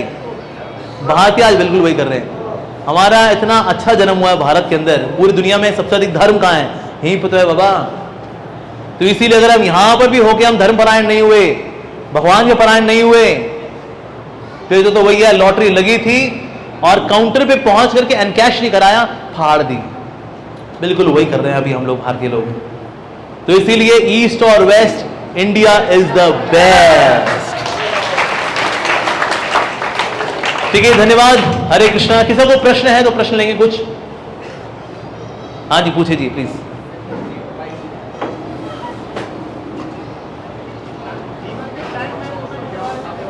ओके, माइक दीजिए ताकि आपका सवाल सब सुन सकें।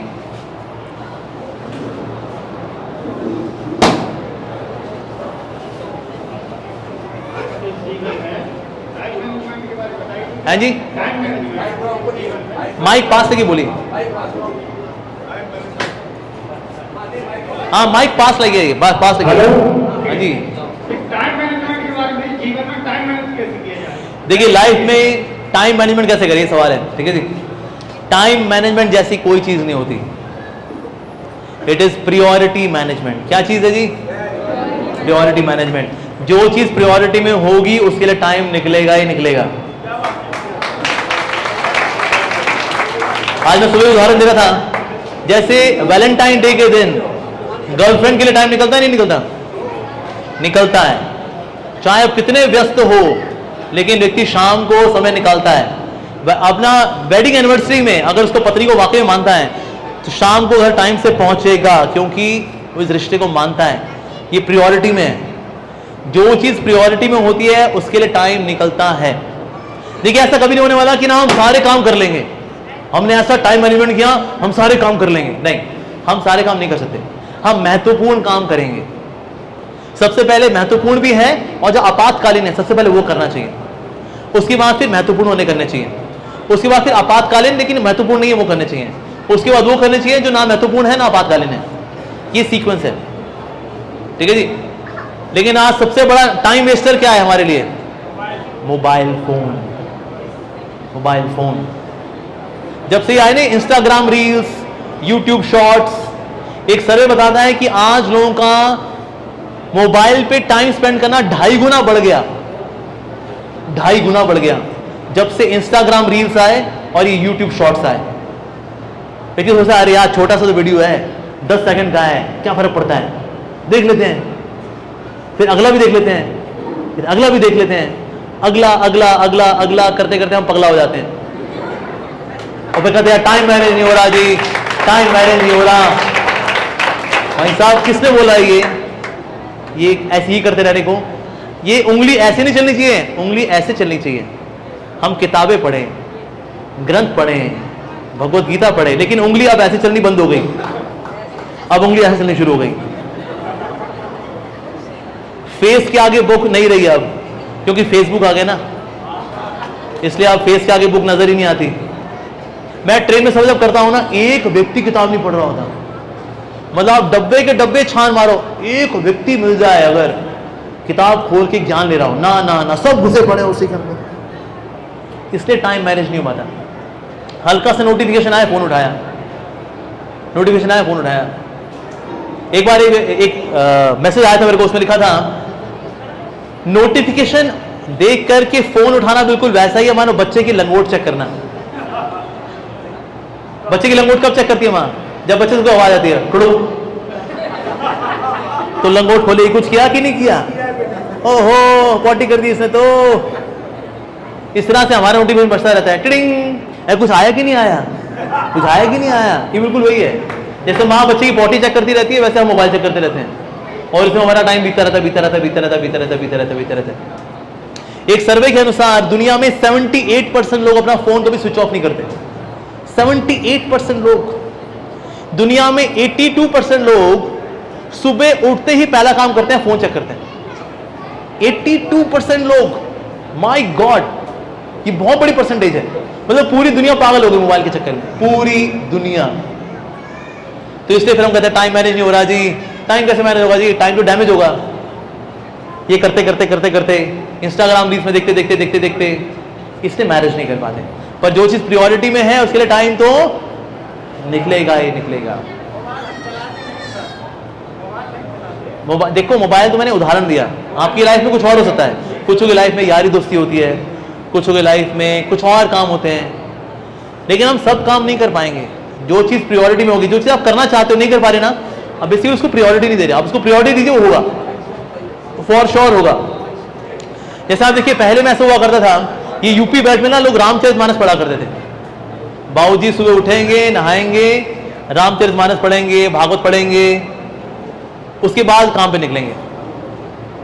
घर वाले जानते हैं अभी बाबूजी नहा करके आए हैं, अब ये रामचरितमानस पढ़ेंगे, यहाँ भागवत पढ़ेंगे अभी आधा घंटा, उसके बाद काम पे निकलेंगे। घर के सारे काम होते थे नहीं होते थे? होते थे। लेकिन क्या शास्त्र नहीं पढ़ पाते थे? पढ़ पाते थे। तो लाइफ ज्यादा सिंपल थी। आज हमारी लाइफ बहुत कॉम्प्लिकेटेड हो गई है, इसलिए हम समय नहीं निकाल पाते। ठीक है जी? हाँ जी, हरे कृष्णा। प्रभु जी, हमारा प्रश्न ये है कि सब कहते हैं कि अपनी इंद्रियों को बस में करो, बस में करने के लिए उनको नियमित करने के लिए बोलते हैं, तो इनको नियमित कैसे किया जाता है? देखिए, इंद्रियों का सही इस्तेमाल भी है, गलत इस्तेमाल भी है। इंद्रियों को अगर गलत चीजों में लगाएंगे तो आपकी इंद्रियां और भटक जाएंगी, लेकिन इंद्रियों को अगर सही इस्तेमाल करेंगे तो इंद्रियां नियमित होंगी। जैसे आंखें हैं देखने के लिए, पर किसको देखें फिर? ताड़ाताड़ी करें बाहर? नहीं, आंखें देखने के लिए हैं, भगवान को देखने के लिए हैं, भगवान के दर्शन करने आए मंदिर में, भक्तों के दर्शन करें, देखने के लिए हैं। शास्त्र पढ़ने के लिए आंखें इस्तेमाल होनी चाहिए। जीभ किसके लिए है? प्रसाद पाने के लिए है, ये टंगड़ी तोड़ने के लिए नहीं है। तो इंद्रियों को हमें रोकना नहीं है, इंद्रियों को हमें सही जगह लगाना है। इंद्रियों को हम सही जगह लगाएंगे हमारा कल्याण हो जाएगा, इंद्रियों को गलत जगह लगाएंगे हम फंस जाएंगे। तो इंद्रियों को रोकना नहीं है, सही जगह लगाना है। हम भी इंद्रियों को लगाते हैं, हम भी सूंघते हैं भगवान को अर्पित पुष्प, जीभ हम भी लगाते हैं प्रसाद पाने में, हम भी जीभ से बोलते हैं। मैं पिछले 1 घंटे से बोल रहा हूं, जीभ लगा रहे हैं किसके लिए? भगवान की सेवा में लगा रहे हैं। जीभ को लगाना चाहिए इस तरह से। पांव का इस्तेमाल करना चाहिए सत्संग में जाने के लिए, पांव का इस्तेमाल हो जाता है इस तरह से। बाकी दिनचर्या वाले और बाकी काम वो भी करते हैं नो डाउट, लेकिन इंद्रियों का गलत इस्तेमाल नहीं करना, सही इस्तेमाल करना है। इंद्रियों को रोकना नहीं है, इंद्रियों को सही जगह लगाना है, भक्ति में लगाना है। ये करेंगे तो फिर हमारी इंद्रियां समझ जाएंगी। इंद्रियां क्यों नहीं समझ पा रही? बिकॉज इनके अंदर रजो तमो बहुत ज्यादा है, इसीलिए। रजो तमो कम कैसे होता है? भक्ति से। तो ये करेंगे तो इंद्रियां धीरे धीरे करके समझ जाती है। ठीक है जी, हाँ जी, हरे कृष्णा। है जी, कौन सी ग्रोथ चाहते हो आप? हैं जी, लाइफ में कहाँ आगे बढ़ना है आपको? महोबा में? हाँ जी, देखिए एक दो प्रकार की ग्रोथ है। एक है करियर ग्रोथ। करियर ग्रोथ करना भी जरूरी है, नो डाउट, करना चाहिए, हमें वाकई में करना चाहिए। लेकिन कोई व्यक्ति सोचे यही ग्रोथ, बस यही ग्रोथ है, नहीं, वो भी नहीं। देखो जितने भी लोग हैं दुनिया के अंदर, सोचे हम भी झंडा गाड़ के दिखाएंगे, और जितने लोगों ने झंडा गाड़ा है उसी झंडे के नीचे बैठ के दारू भी पिए। कई ऐसे लोग, सफल लोग हैं, वो जो करना चाहते थे वो आगे बढ़ गए, लेकिन आज कर क्या रहे? पहले देसी दारू पीते थे, आज विदेशी दारू पी रहे, बस। तो क्या सफलता की परिभाषा ये है कि हम देसी दारू से विदेशी दारू की ओर जाएं? ये परिभाषा सही है? नहीं। इसलिए करियर में आपको फोकस करना चाहिए। लेकिन करियर में कैसे फोकस करेंगे? आप अपने अंदर काबिलियत लेकर के आइए। अगर आप काबिल बनते हैं तो सफलता झक मार करके आपके पास आएगी।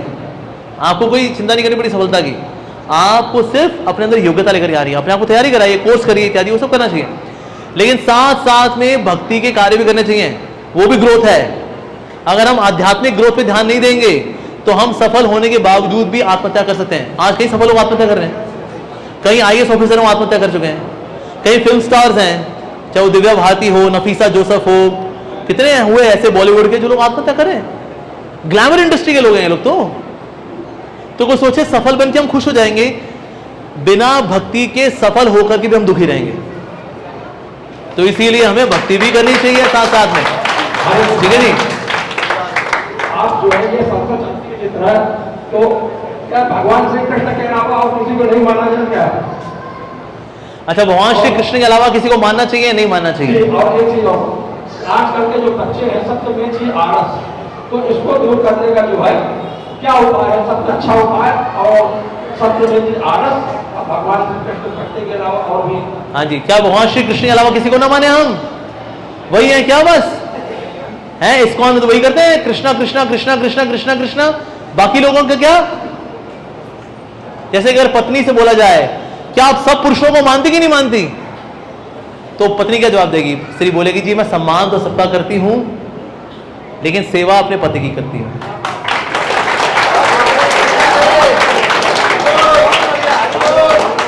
उसी प्रकार से हम भी 33 कोटि देवी देवता का सम्मान करते हैं। अगर शिव जी का मंदिर नजर आएगा तो एक हरे कृष्णा डिवोटी साष्टांग दंडवत करेगा, माता रानी का मंदिर आएगा तो भक्त साष्टांग दंडवत करेगा, उनको ये मानते हुए कि तो प्रभु के भक्त हैं वास्तव में। लेकिन भजन किसका करेगा? कृष्ण का। तो देवी देवता हमारे लिए पूजनीय है, कृष्ण हमारे लिए भजनीय है।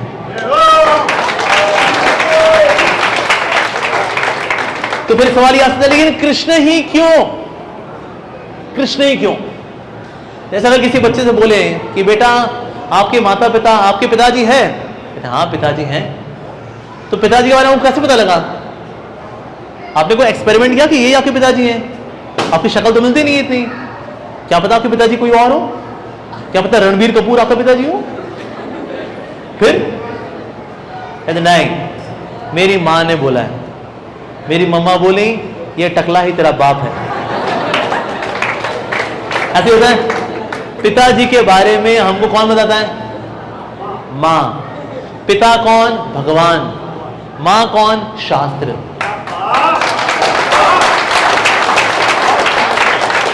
तो शास्त्र बताएंगे कि मेरे पिताजी कौन है। और शास्त्र क्या बोलते हैं? ईश्वर परम कृष्ण सच्चिदानंद विग्रह अनादिर आदिर गोविंद सर्व कारण कारणम। तो वहां से भगवान श्री कृष्ण ही परम भगवान है, और ईश्वर भी है, लेकिन ईश्वर परमा कृष्ण। और कैसे निराकार है वो? ना ना ना ना, सच्चिदानंद विग्रह। विग्रह है वो, कैसे सच्चिदानंद विग्रह है? अनादिर आदिर गोविंद सर्व कारण कारणम। ये कौन बोल रहा है? ब्रह्मा जी बता रहे हैं हमको कि भाई भगवान श्री कृष्ण वास्तव में परम भगवान है। अच्छा, शिव जी से पूछे कौन परम भगवान है, तो शिव जी कहते हैं अरे मेरे भी आराध्य कृष्ण ही है, मैं तो खुद उनकी रासलीला में गोपेश्वर महादेव बन के जाता हूं बाबा।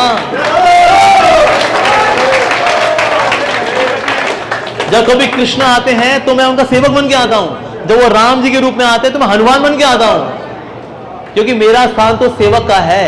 तो शिव जी भी क्या बता रहे हैं कि मैं कृष्ण का सेवक हूं। तो इस प्रकार से बड़े बड़े दिग्गज देवी देवता भी भगवान को मानते हैं। गोवर्धन उठाने के बाद किसने भगवान के आगे आरती की थी? देवताओं के राजा इंद्र ने उनकी स्तुति गान किया था। तो इसलिए इंद्र भी जिनकी पूजा अर्चना करते हैं वो है भगवान श्री कृष्ण।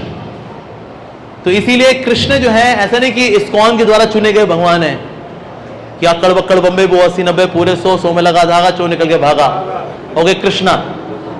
पर्ची निकाली, देखते हैं इस्कॉन किसको भगवान मानेगा जी। पर्ची में जयपॉट निकला है कृष्ण भगवान जी का, ऐसा नहीं। अच्छा, कृष्ण भगवान है ये कौन कौन बताता है? बड़े बड़े आचार्य बताते हैं। आदि शंकराचार्य भज गोविंदम भज गोविंदम भज गोविंदम मूढ़ मते। अरे मूर्ख आदमी, चाहे दिल्ली से या महुआ से, तू क्या कर, गोविंद का नाम भज, गोविंद का नाम भज, गोविंद का नाम भज। ये आदि शंकराचार्य बता रहे। इसके अलावा श्रीपाद मध्वाचार्य, श्रीपाद रामानुजाचार्य, श्रीपाद निम्बार्काचार्य, श्रीपाद विष्णु स्वामी, श्री रूप गोस्वामी, श्री सनातन गोस्वामी, श्री जीव गोस्वामी, बड़े बड़े दिग्गज वैष्णवों की भीड़ है। संत तुकाराम, संत नामदेव, मीराबाई, नानक देव जी, ये सब किसको मान रहे हैं? कृष्ण को। तो बड़े बड़े दिग्गज भी किसको मान रहे हैं? एक ही व्यक्ति को मान रहे हैं, वो है कृष्णा। यस। अच्छा, कोई पूछता है अच्छा फिर कृष्ण ने हिंदुओं के भगवान होंगे, हिंदू के भगवान होंगे, लेकिन मुसलमान के भगवान अल्लाह हुए, और जो क्रिश्चियंस हैं उनके नाम, उनके भगवान हुए क्राइस्ट। लेकिन एक्चुअली जीसस क्राइस्ट नहीं बोला है that my father is greater than all, my father is greater than I. मेरे पिता तो मेरे से ही महान है, मेरे पिता सबसे महान है, मेरे पिता के आदेश में मैं प्रचार करता हूं, मेरे पिता की और भक्ति की शक्ति से मैं दुष्टों का नाश करता हूं। ये किसने बोला? जीसस क्राइस्ट ने। और मेरे पिता ग्वाले हैं। अब ये कौन से भगवान ग्वाले हुए जी? और क्योंकि वो उन्हीं के अनुयायी हैं तो इसीलिए वो बोलते हैं आई एम ऑल्सो शेफर्ड। पर who is the supreme shepherd? Krishna. Indirectly Jesus Christ बता रहे वो मेरे पिता हैं, मैं उनका बेटा हूं। I am son of God. Jesus Christ ने कभी नहीं बोला I am God the all mighty Lord, नहीं, कभी नहीं बोला। मैं भगवान का पुत्र हूं, मैं ईश पुत्र हूं। ठीक है। अगर इस्लाम के अंदर भी देखें ना, इस्लाम में आता है अल बकरा करके उनका एक श्लोक है, वो एग्जैक्ट श्लोक नंबर याद नहीं आ रहा है, जिसमें बताया गया है Allah is blackish in colour and he gave his blackish colour to the Arabs. Allah जो है सांवले रंग के हैं और उन्होंने अपना सांवला रंग दिया है अरबियों को। अब ये सांवले रंग के कौन हुए? सांवले सलोने कौन से हुए भाई? भगवान जी।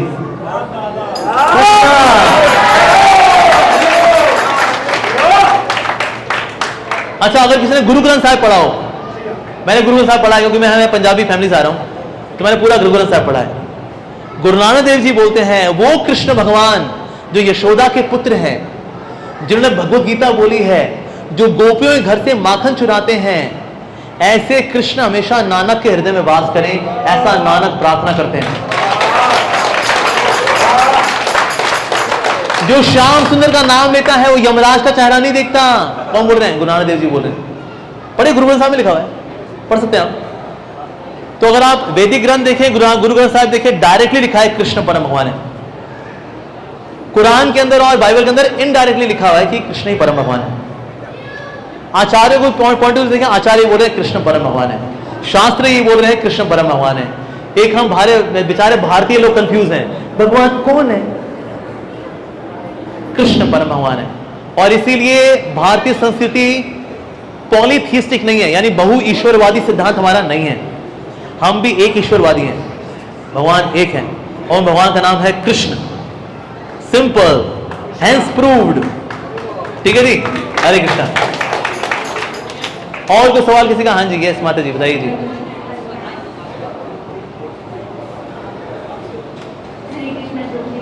हरे कृष्णा। हमेशा आपको सुना था प्रभु जी, आज साक्षात दर्शन कर पा रहे हैं और बहुत बहुत धन्यवाद। तो ये प्रश्न ये है कि हम कृष्ण तक जाने के लिए जब भक्ति मार्ग में चलते हैं और हम उस मार्ग में जा रहे होते हैं, तो हम ये कैसे रियलाइज कर पाए कि हाँ कृष्ण भी हमें देख रहे हैं या हमारी भक्ति एक्सेप्ट कर रहे हैं? ओके, हम ये कैसे डिसाइड करें कृष्ण हमको देख रहे हैं कि नहीं देख रहे हैं? ठीक है। अच्छा, आपने खाना खाया है, इस बात का क्या सबूत होता है?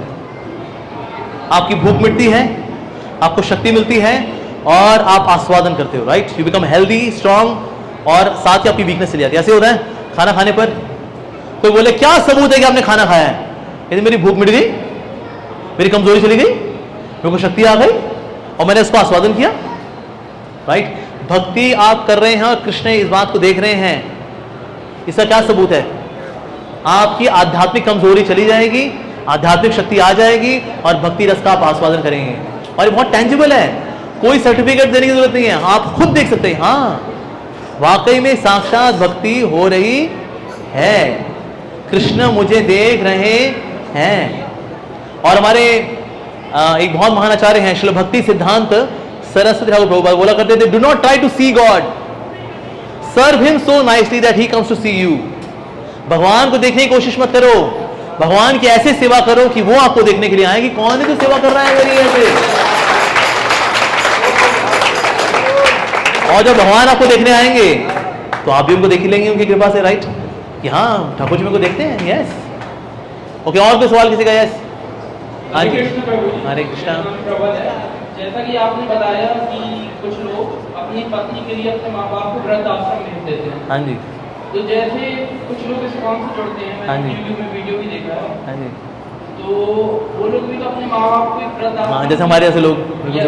हाँ तो आप लोग भी मतलब यूट्यूब में मैंने वीडियो देखा था कि हाँ उनके जी। माँ बाप बोल रहे हैं उनका बेटा इस काम में ज्वाइन हो रहा है। हाँ जी, हाँ जी, हाँ जी। तो वो एक वृद्ध आश्रम से बराबरी को होगा। हाँ जी। एक होता है कि ना छोड़ देना माता पिता को, और एक होता है एक ऊंचे उद्देश्य के लिए, एक ऊंचे उद्देश्य के लिए सेवा में लगना। जैसे भगत सिंह जी ने माता पिता को छोड़ दिया था, भगत सिंह जी ने माता पिता को छोड़ दिया था क्योंकि देश की आजादी जरूरी थी।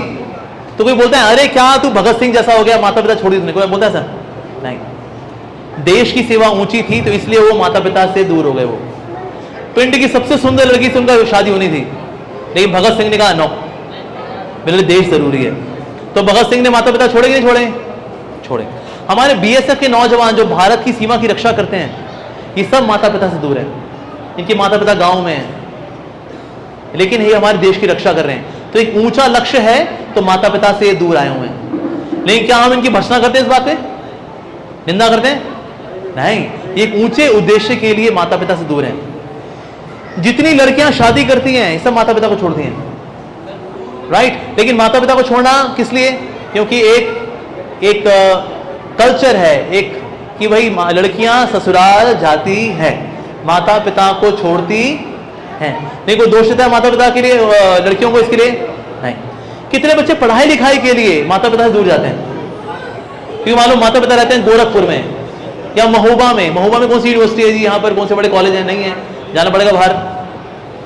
नौकरियां हैं यहाँ पर? नहीं है। नौकरी कहाँ है? दिल्ली में, गुड़गांव में, मुंबई में। तो नौकरी करने के लिए माता पिता को से दूर जाना पड़ेगा। तो कभी कभी ऊंचे उद्देश्य के लिए माता पिता से दूर जाना पड़ता है, ऊंचे उद्देश्य के लिए। कभी नौकरी के लिए, कभी छोकरी के लिए, ठीक है जी। कभी छोकरियों को जाना पड़ता है, माता पिता से दूर जाना पड़ता है। कभी देश के लिए, कभी देश की सुरक्षा के लिए।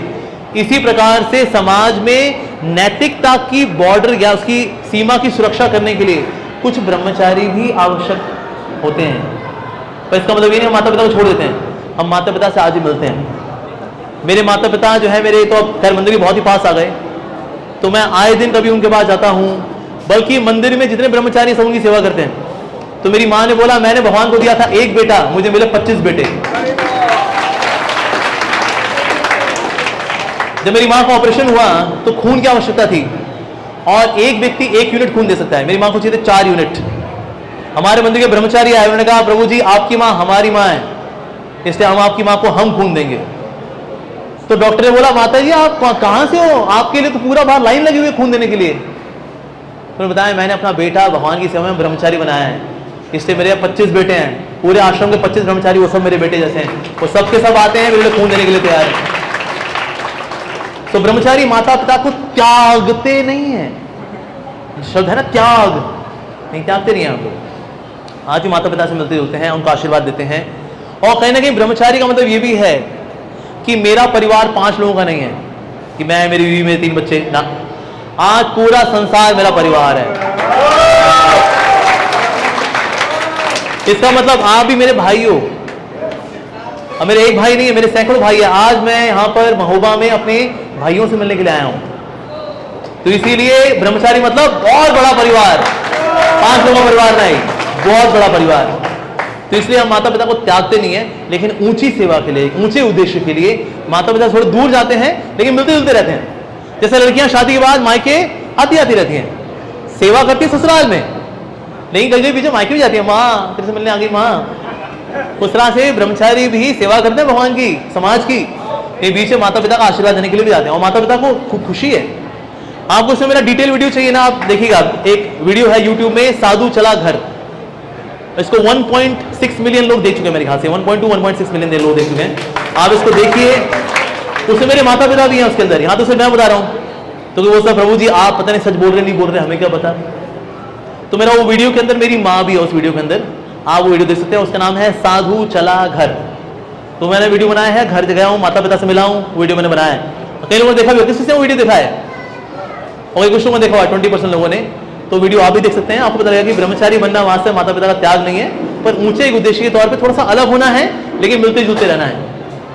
इवन नौकरी पेशा लोग भी इतने लड़के होते हैं ना कि माता पिता से मिलते रहते हैं। मालूम, माता पिता रहते हैं महोबा में, नौकरी लगी मुंबई में, क्या करेगा वो, मम्मा हैप्पी होली, क्या बेटा तू आएगा नहीं, माँ छुट्टी नहीं मिल रही, माँ चरण स्पर्श माँ, लड़के करते हैं।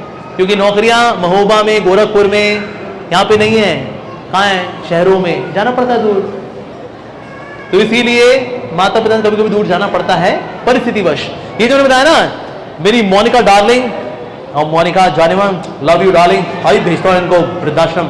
ये गैर जिम्मेदारी के भाव से भेज रहा है कि मैं अपनी वाइफ को खुश करूं, माता पिता को दूर करूं। ये है गैर जिम्मेदारी का भाव, वो है ऊंचा उद्देश्य का भाव।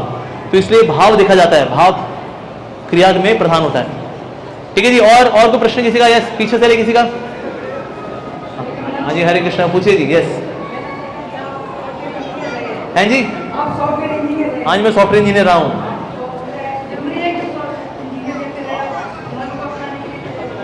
नहीं, ऐसा बिल्कुल भी नहीं कि आज क्या जरूरी है कि इंजीनियर बनना जरूरी है, नहीं, ऐसा नहीं है। मैं बताऊं, हमारे जीता मित्र प्रभु जी एमटेक कर रहे थे आईआईटी से, और प्रभु जी ने एमटेक बीच में छोड़ करके अपना जीवन दिया भगवान की सेवा में। मैंने बताया, देखो कुछ लोग बीएसएफ के नौजवान भी होते हैं, वो भी जरूरी है। दुनिया, देश में 99% लोग तो सिविलियन रहते हैं, नागरिक, लेकिन 1% लोग तो बीएसएफ के भी चाहिए होते हैं। उस तरह से समाज में 99.99% लोग गृहस्थ रहते हैं, लेकिन 1% ब्रह्मचारी भी चाहिए होते हैं। तो हम लोग वो लोग हैं हमारे साथ। पूरी दुनिया में सिर्फ 2500 ब्रह्मचारी हैं, पूरी दुनिया में सिर्फ 2500। गृहस्थों की संख्या कितनी है? करोड़ों में।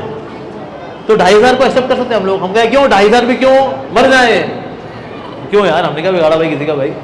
सो दैट मीन्स घर छोड़ना जरूरी नहीं है, आप घर में रह के भक्ति कर सकते हैं। लेकिन कुछ ऐसे होते हैं जो कि अपना जीवन देते हैं। ऐसे प्रभु जी का जीवन देखिए, 40 साल से प्रभु जी ने ब्रह्मचर्य का व्रत का पालन किया है, भगवद गीता का प्रचार प्रसार किया है। जीता मित्र प्रभु जी ने, आपके महुआ प्रभु जी का जन्म स्थान है, यहीं से हैं प्रभु जी।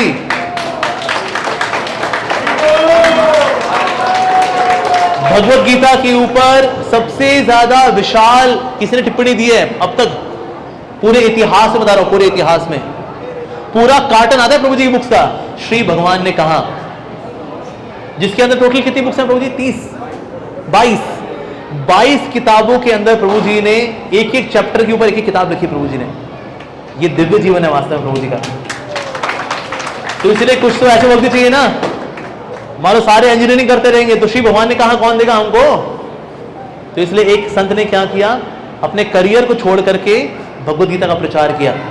तो आज कितने लोग हैं गीता में प्रवचन दे रहे हैं, लेकिन वो किताब किसी पढ़ते हैं? प्रभुपाद जी की श्री भगवद गीता यथारूप और प्रभु जी की भगवद गीता कथा रूप।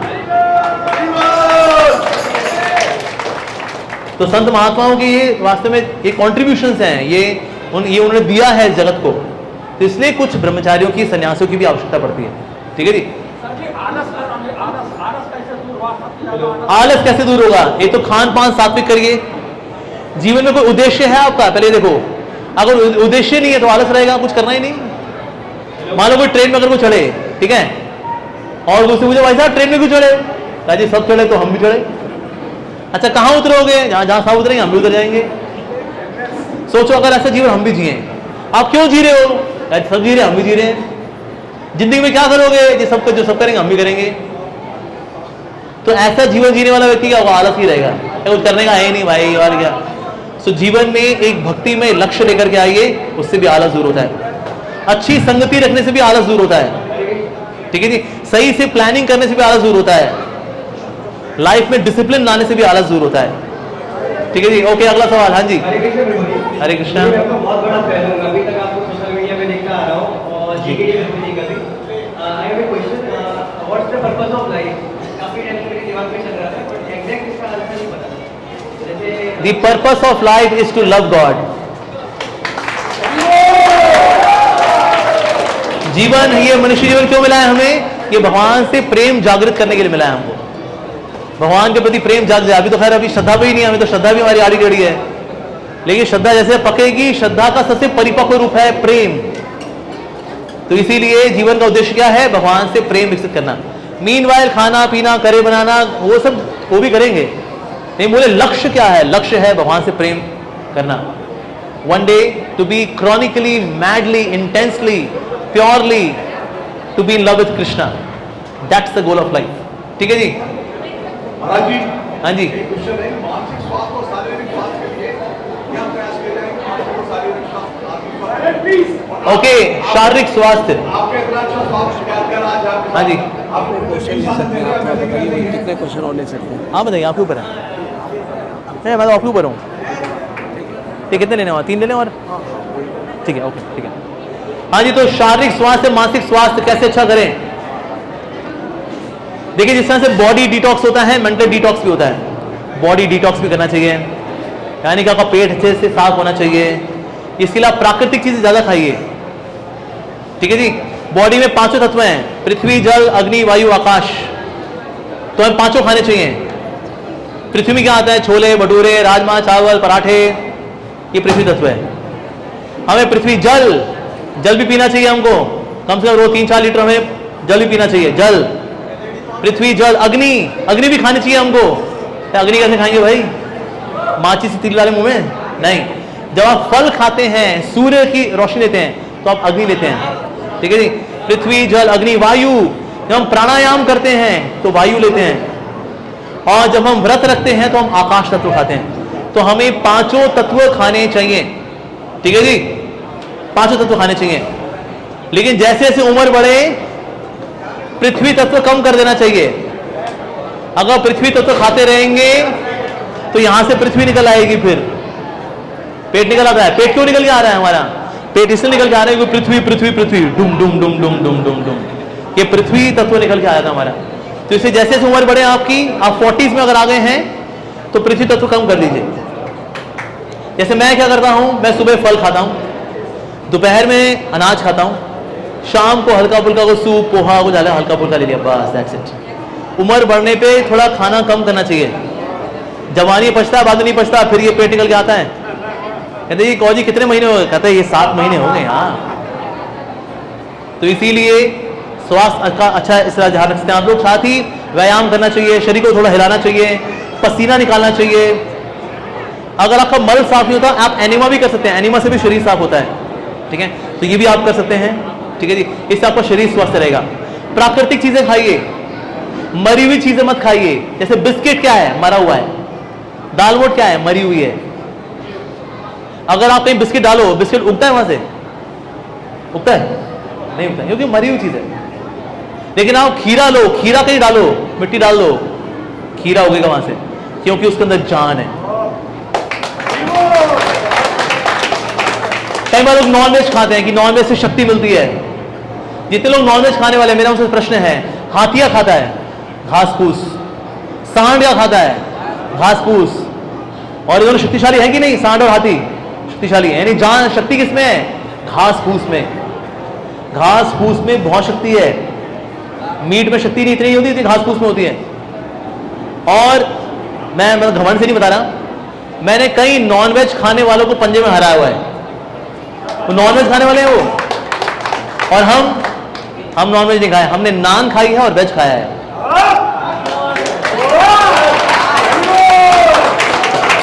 ठीक है जी, स्टफ नान, पनीर नान, साथ में वेज, तो नान वेज, ऐसा वाला हमने नॉन वेज खाया है। नहीं, जो नॉन वेज खाने वाले हैं हमसे पंजे में हारे हैं। तो इसीलिए शक्ति किसमें है? शाकाहारी भोजन में शक्ति है वास्तव में। और बेस्ट है भगवान को भोग लगा कर खाइए। हमें सिर्फ वेजिटेरियन नहीं बनना, हम बनना कृष्णाटेरियन। तो इसलिए हम बनते हैं कैसे कृष्णाटेरियन? भगवान श्री कृष्ण को भोग लगा करके। इस प्रकार से शरीर अच्छा रहेगा आपका। अच्छा, मन कैसे चंगा होगा? मन चंगा होता है भक्ति से। अगर हम भक्ति करते हैं हमारा मन चंगा रहता है एकदम। तो इस प्रकार से अब मेंटल और बॉडी दोनों आपके स्वस्थ ठीक हो जाएंगे। Okay, now last question. मैं देखो सब थोड़े बेचैन हो रहे हैं। Last question now. आपने कहा कि हम लोग तो आपके भाई हैं, बड़े भाई को बात करना चाहता हूँ।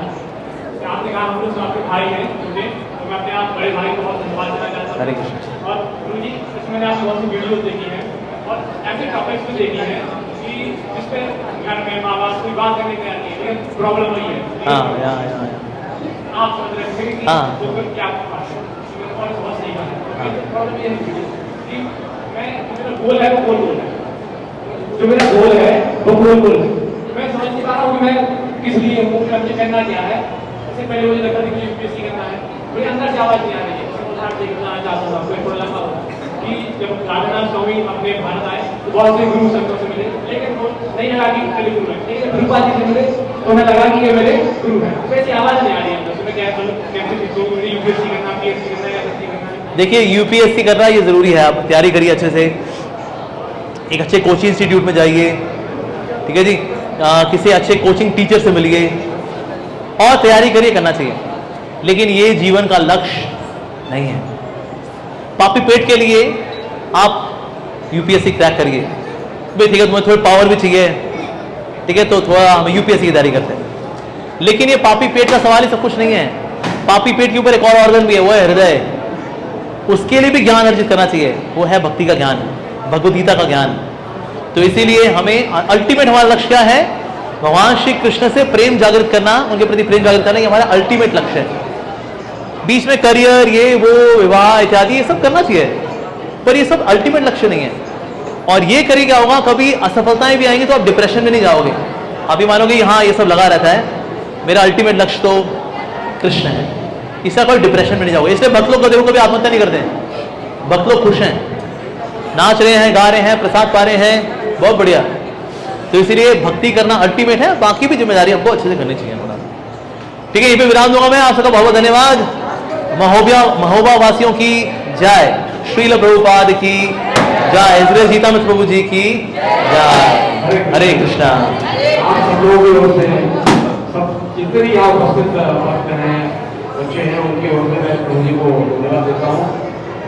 उन्होंने बहुत हम लोगों को समय दिया। अब कितना गेन कर सकते हैं, कितना यहाँ से लेकर जाएंगे, वो हमारे अपने ऊपर है। ध्यान रखिएगा, कई क्वेश्चन एक से किए गए, ये ठीक नहीं है। महत्वपूर्ण विषय था, हम लोग को बहुत ध्यानपूर्वक क्वेश्चन करना चाहिए। कोई कर चुका है तो आंसर हमको मिल चुका है, लेकिन ऐसे क्वेश्चन नहीं करना चाहिए। ठीक है, फिर भी आप सभी को बहुत बहुत धन्यवाद। आप सबकी ओर से प्रभु जी को बहुत बहुत धन्यवाद।